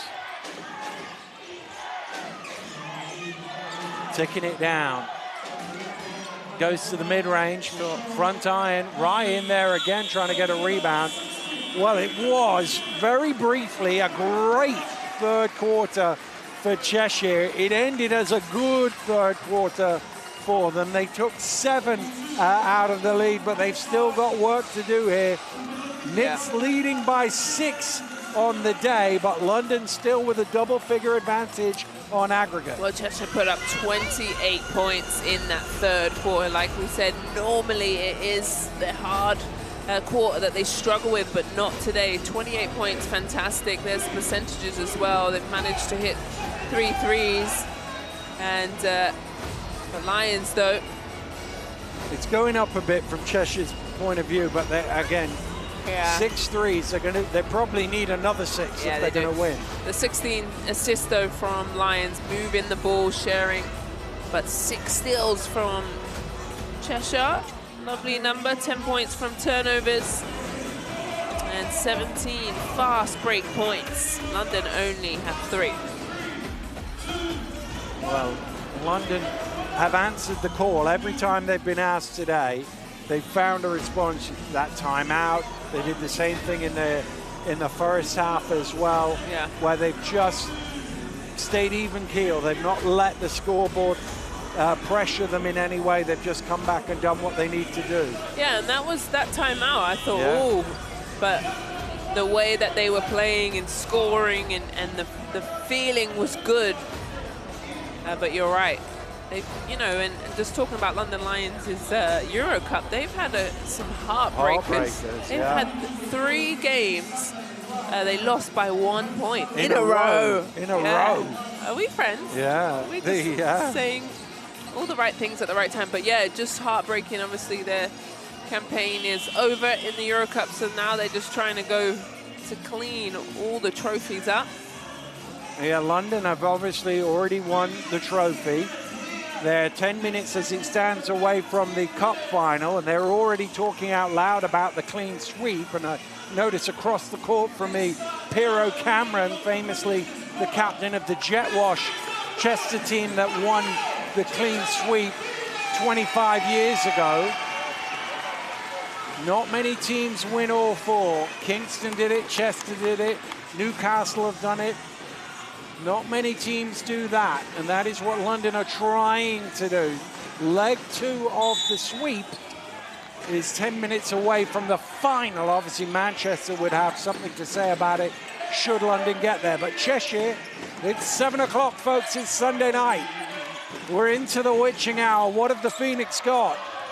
Oh, there's a big wrap-up between Price and Rideau. Referee not interested, and London come away with the ball.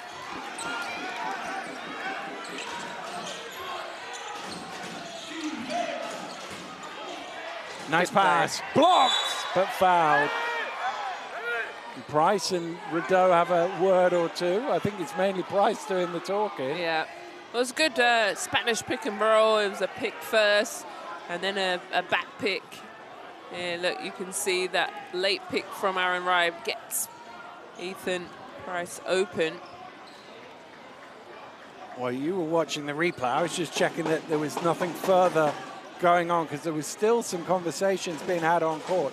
That, by the way, was foul number 4 now on Jackson Brenchley.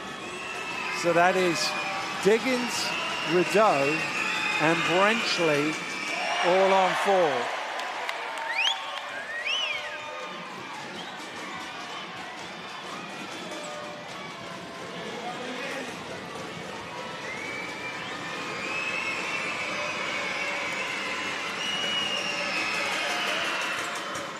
Price makes them both.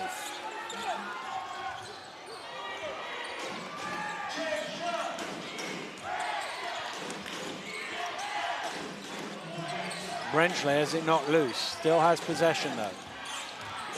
Takes it inside, spins back, just a little short on that. Good box out from Price.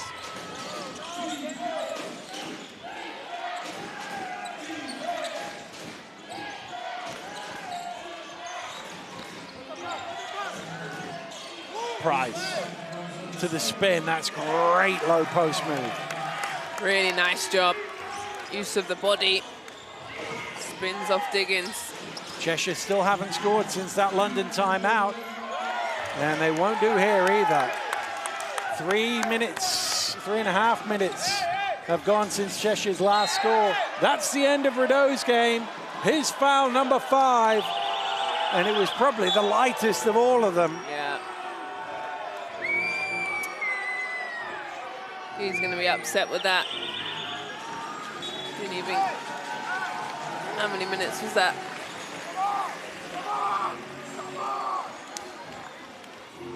Well, he managed 16 minutes in the end. Action-packed minutes they were. 14 points, a couple of rebounds, a couple of assists. We think he's been a bit harshly done on the steals, but 5 fouls, that's the one that matters. Price. That'll be a hell ball, and that'll give it back to London.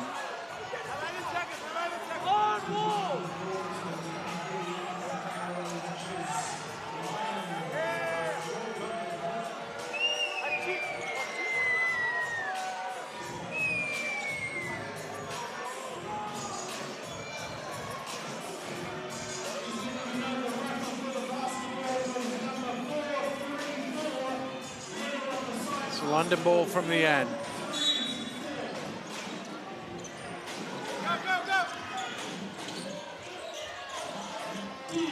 Well, it's just about got in by London. Reynolds, stolen away by Brenchley. Robinson, well, home fans screaming for a foul, no whistle. Diggins driving in, blocking foul called against Sandy, and that'll be 2 free throws. Well, London was trying a foul in transition.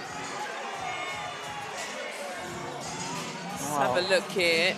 Bodies on the floor. Robinson, you see that? That was trying a foul, but gets no call. Again, not straight in the chest. You kind of have to be hitting the numbers to get a defensive foul.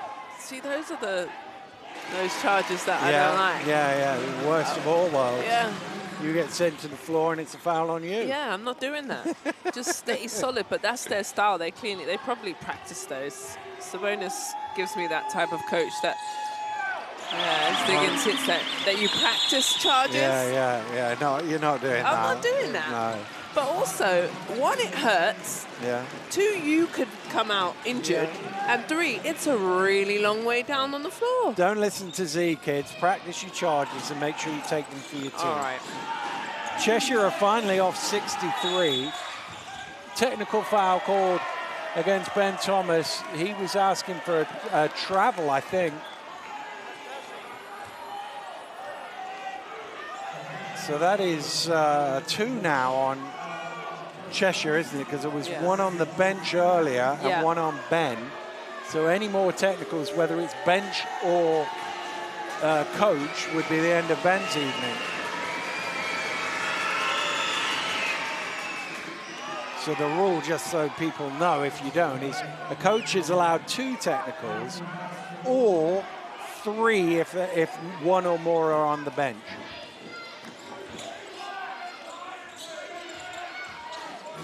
It's a good decision from Ben Thomas just to sit down. Oh, he's back up actually. Reynolds at the top of the key cuts it to a 2-point game on the day.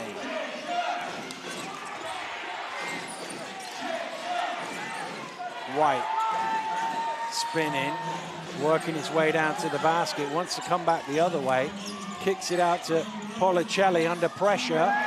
Williams clutches it. And from 63-50 down, some 5 minutes ago, London can tie the scores here. Oh! Wow. You better be quick in the seats there. Yeah. Mrs. Brenchley needed a quick hands there, didn't she? Oh, dear. Protect the face.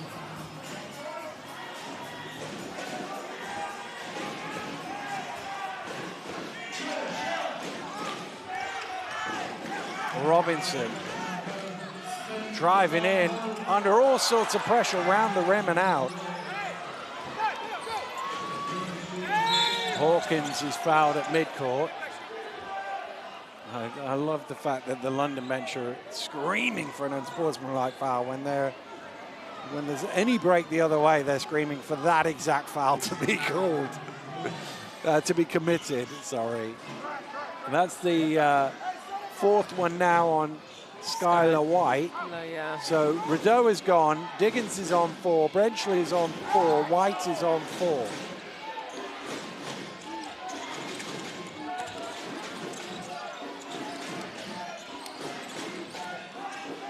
Reynolds, Williams, White ends up with it. Brenchley driving hard, that's going to be basket interference.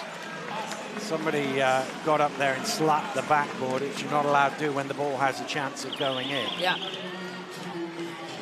Good call from the referee. Here's Brenchley.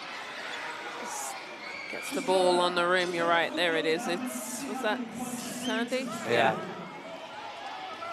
The key is that the ball has to have a chance of going in. There was one in the first half where there was a slap of the net, and Ben Thomas had been asking about it, but I think the referee said to him the ball was falling short and had no way of going in. Robinson commits the foul. That's his first personal foul. All these fouls going around, and he Pat Robinson hasn't any of them. Yeah. Well, that does put Cheshire on 14 fouls, though.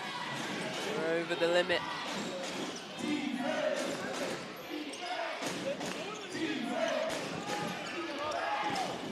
Phillip. Hawkins for three. Got it! It's a one-point game. Diggins gets it up off the mark. Williams with the rebound. London can regain the lead on the night. Twice they were behind by 13, but with 6 minutes to go, Hawkins can put them ahead. Hawkins with the hit from the three-point line, then the drive. A little 5-point swing of just Hawkins points alone.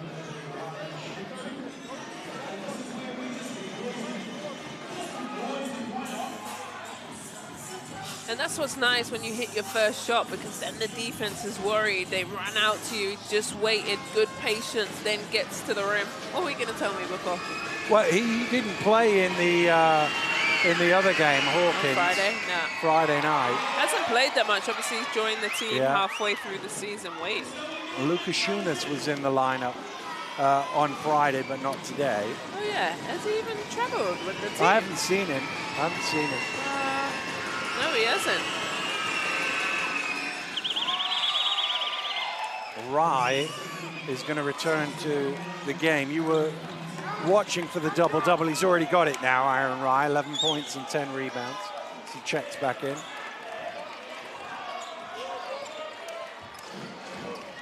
(67-67). Brenchley in.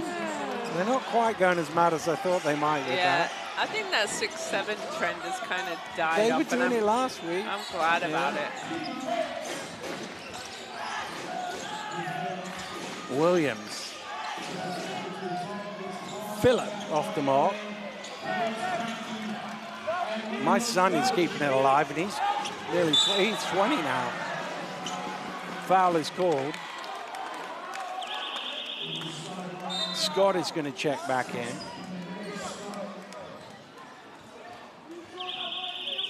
And Ben Thomas is going to call for time. 5:36 to go in the ball game, and you get the feeling that London have seen off the challenge here. Cheshire led by 13 in the first quarter.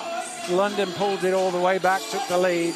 Cheshire led by 13 in the second quarter, and London have pulled it all the way back and tied the scores. Yeah, I just don't know how much Cheshire has in the tank after that first quarter. Big push, and then the third massive push. I don't know, and foul trouble as well.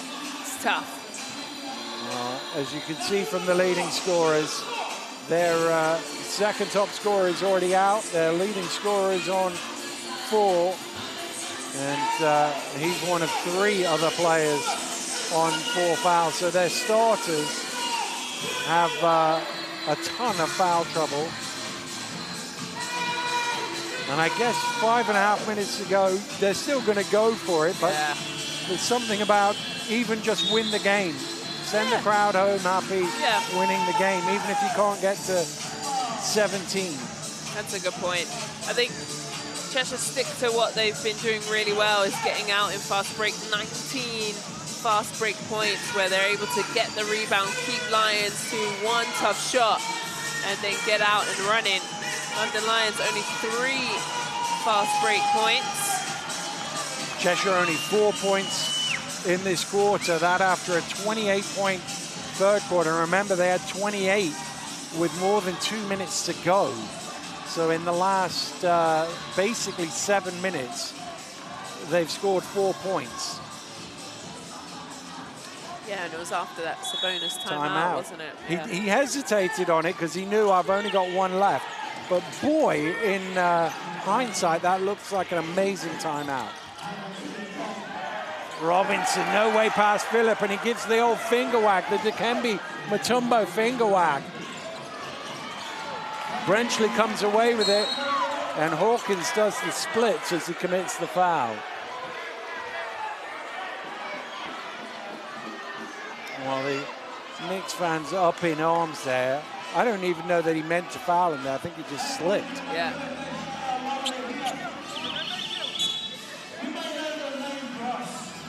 Reynolds is going to check in for him. He's got to add Pilates to his off-season workout. Yeah.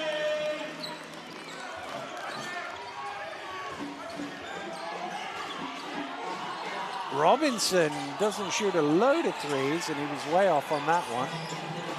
Don't love that shot. I know what he's trying to do, but not his bag. Reynolds. Back to Brown. Puts it on the floor. 5 on the clock. Phillip. Goes past Robinson. Tosses it up and in on the buzzer. He's talking his talk as well. Oh, you know he's going to talk. He's talking to Stolen away by Brown. Brown running it back. White goes for the block, and that will be the end of Skylar White's game. He went for the big rejection, and he will end up leaving the game. Well, you know what? Yeah. Skylar White has played 26 minutes in this game. They are plus 15 with him on the court. So in the minutes where he's been on court, they were almost there. He's not going to be on the court for any more. Finishes with 11 points, knocked down 3 threes, a rebound and an assist.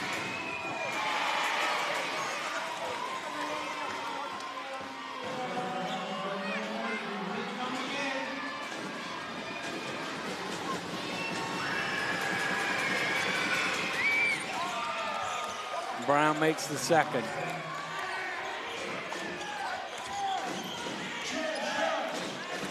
Policelli. Oh, that's tough. Oh, unlucky. Just somehow rattled back out.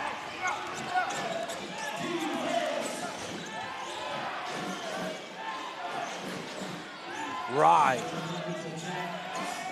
Oh, great pass. But he's blocked, Scott, by Zona.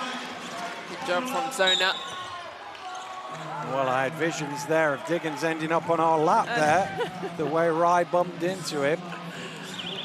What's that on Rye? That's Aaron Rye's fourth.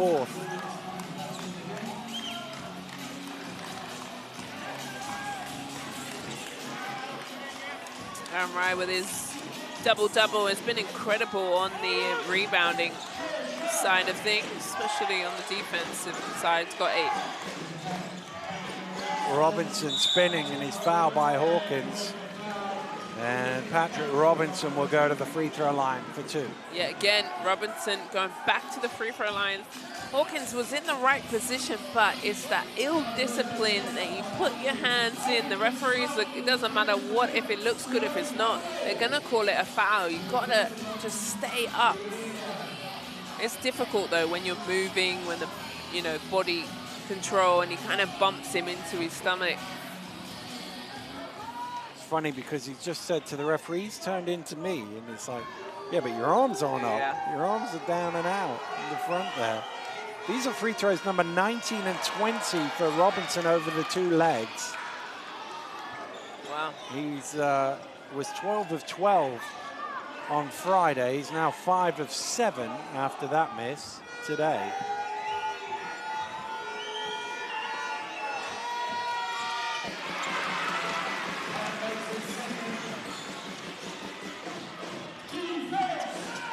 Four minutes to go here.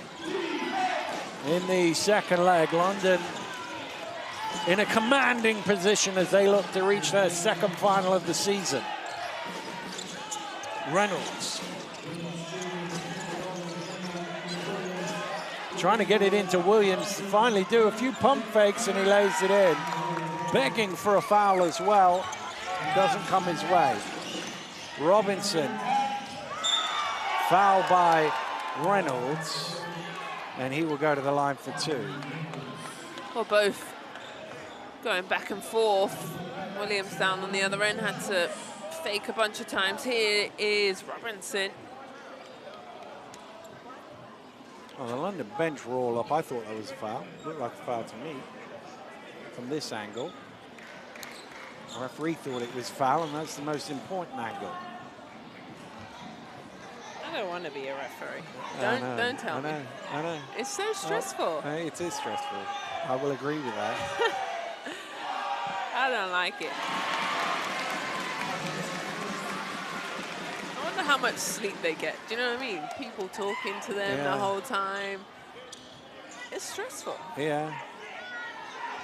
Yeah, I would imagine they decompress on the way home. Robinson cuts it back to a 2-point game. It's really about can they win on the night now for Cheshire. The tie too far out of reach, surely. Scott.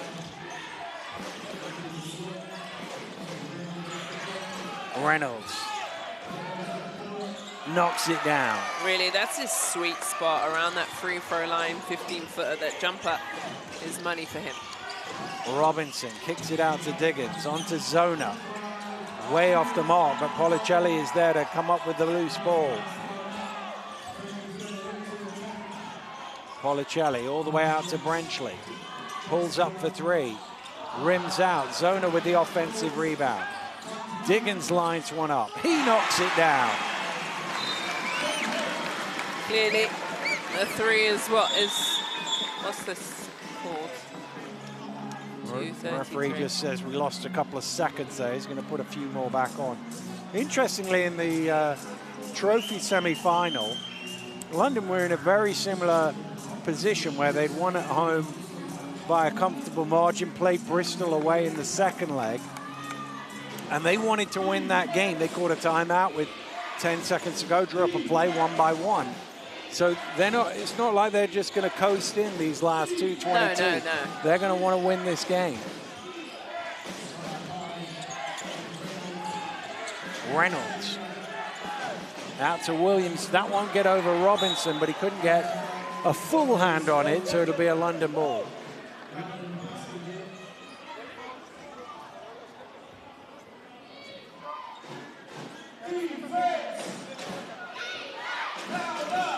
Four on the shot clock.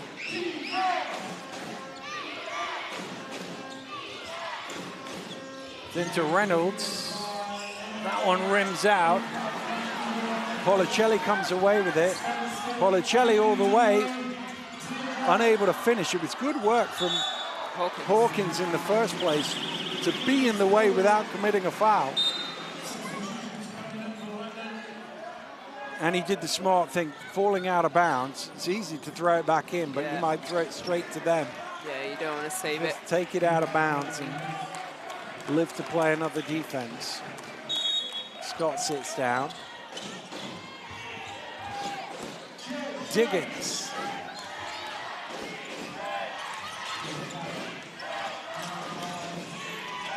Robinson. Zona for 3. Off the mark. Brown elevates high, but he loses the ball. Reynolds comes up with it.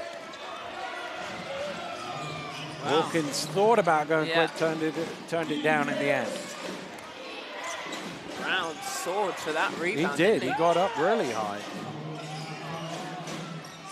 5 on the clock. Sandy. He's in an awkward spot, gets it away. Rebound for Diggins. Bodies everywhere. Cheshire's still running. Robinson all the way to the basket. Phoenix in front. The table called. It wasn't a timeout, it was a sub. Price was sat there ready to come in. And just a substitution. Robinson, Dan, wow. His first step and his ability to get to the rim is outstanding. Look at this, kind of just cruising and then all of a sudden kicks it up a gear.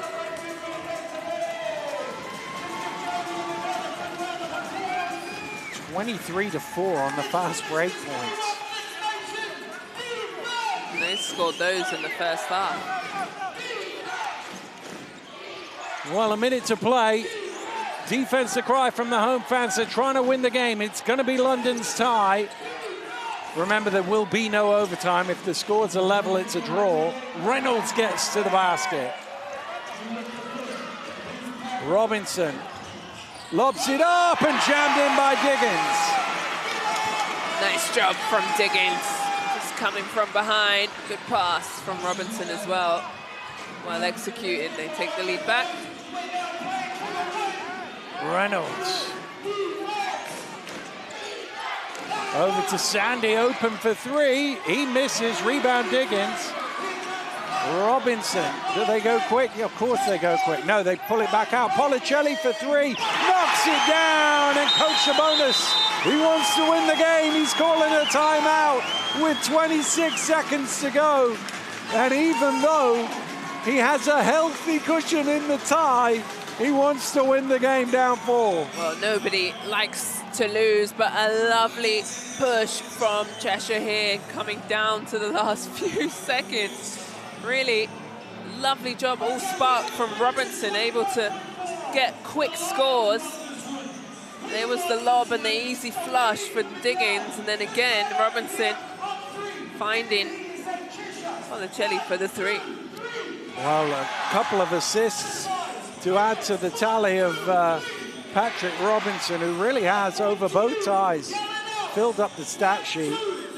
6 rebounds, 5 assists, sorry, today. 26.4, so they will advance the ball here, London. But Cheshire, with one stop, will at least send the fans home happy.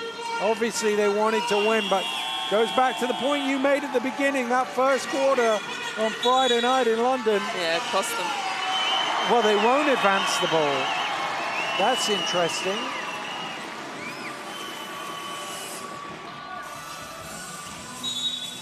So they'll get a full shot clock, but if they're trying to win, they won't take the full shot clock.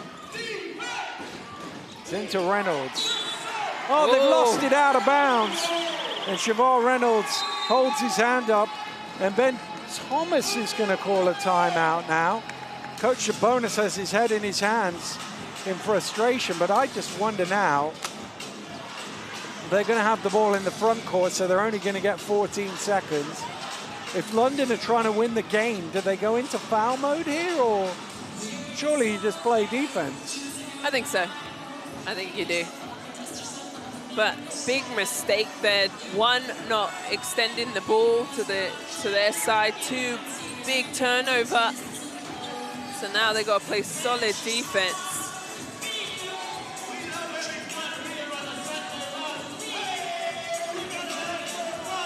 Well, the Lions had a quick hit of a timeout. They've only lost 3 games this season, London, to British opposition. Yeah. Surrey, obviously. Was it last week or the week before? It was last week, wasn't it? Yeah. Manchester in December and Bristol in November. And even though they will win the war, they may lose the battle here. Nice. Good saying. Well, they've put Ethan Price on the ball to give that height and length to find it difficult to pass the ball in here. Diggins running off the screen, so too Policelli. And the foul is called on Sandy. Just a little too aggressive, so it'll be 2 free throws. Well, London will be 2 scores behind no matter what happens from the free throw line here.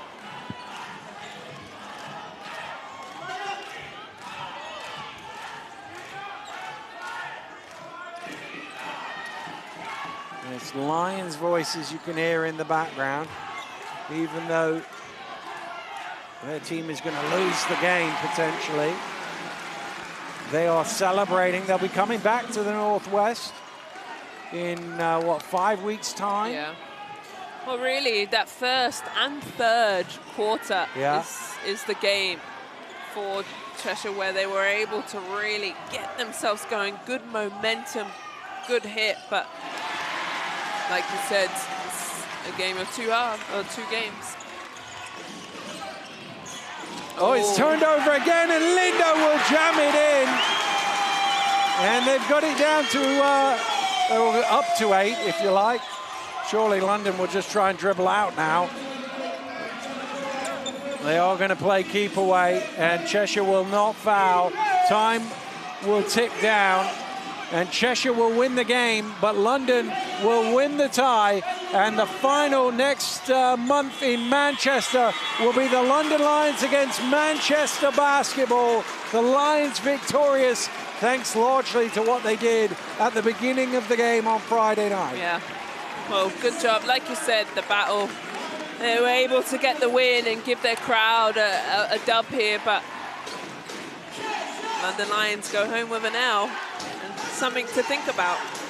Well, it was a fascinating game of basketball. The London Lions have been beaten 84 points to 76 by the Cheshire Phoenix, but having won by 17 in the first leg, will go through by 9 points on aggregate, and they will have a chance for the second leg of the clean sweep. Manchester will stand in their way, but they will be there with a chance for a second piece of silverware this season. And, well, they know they're in a game. They know they've been in a game. And the Phoenix did all they could. They threw some haymakers in the first quarter, and then again in the second half, third quarter. But it wasn't enough. That timeout with 2 minutes to go in the third quarter, they responded to that to come back and take the lead. Phoenix did eventually win the game, but it wasn't by enough. There's the numbers. And Cheshire, look how many more shots they took. 11 more shots than the Cheshire, than the London Lions did, but at a lower clip. And that is partly because of all of those rebounds in the first half. But they've ended up with 49 points in the second half.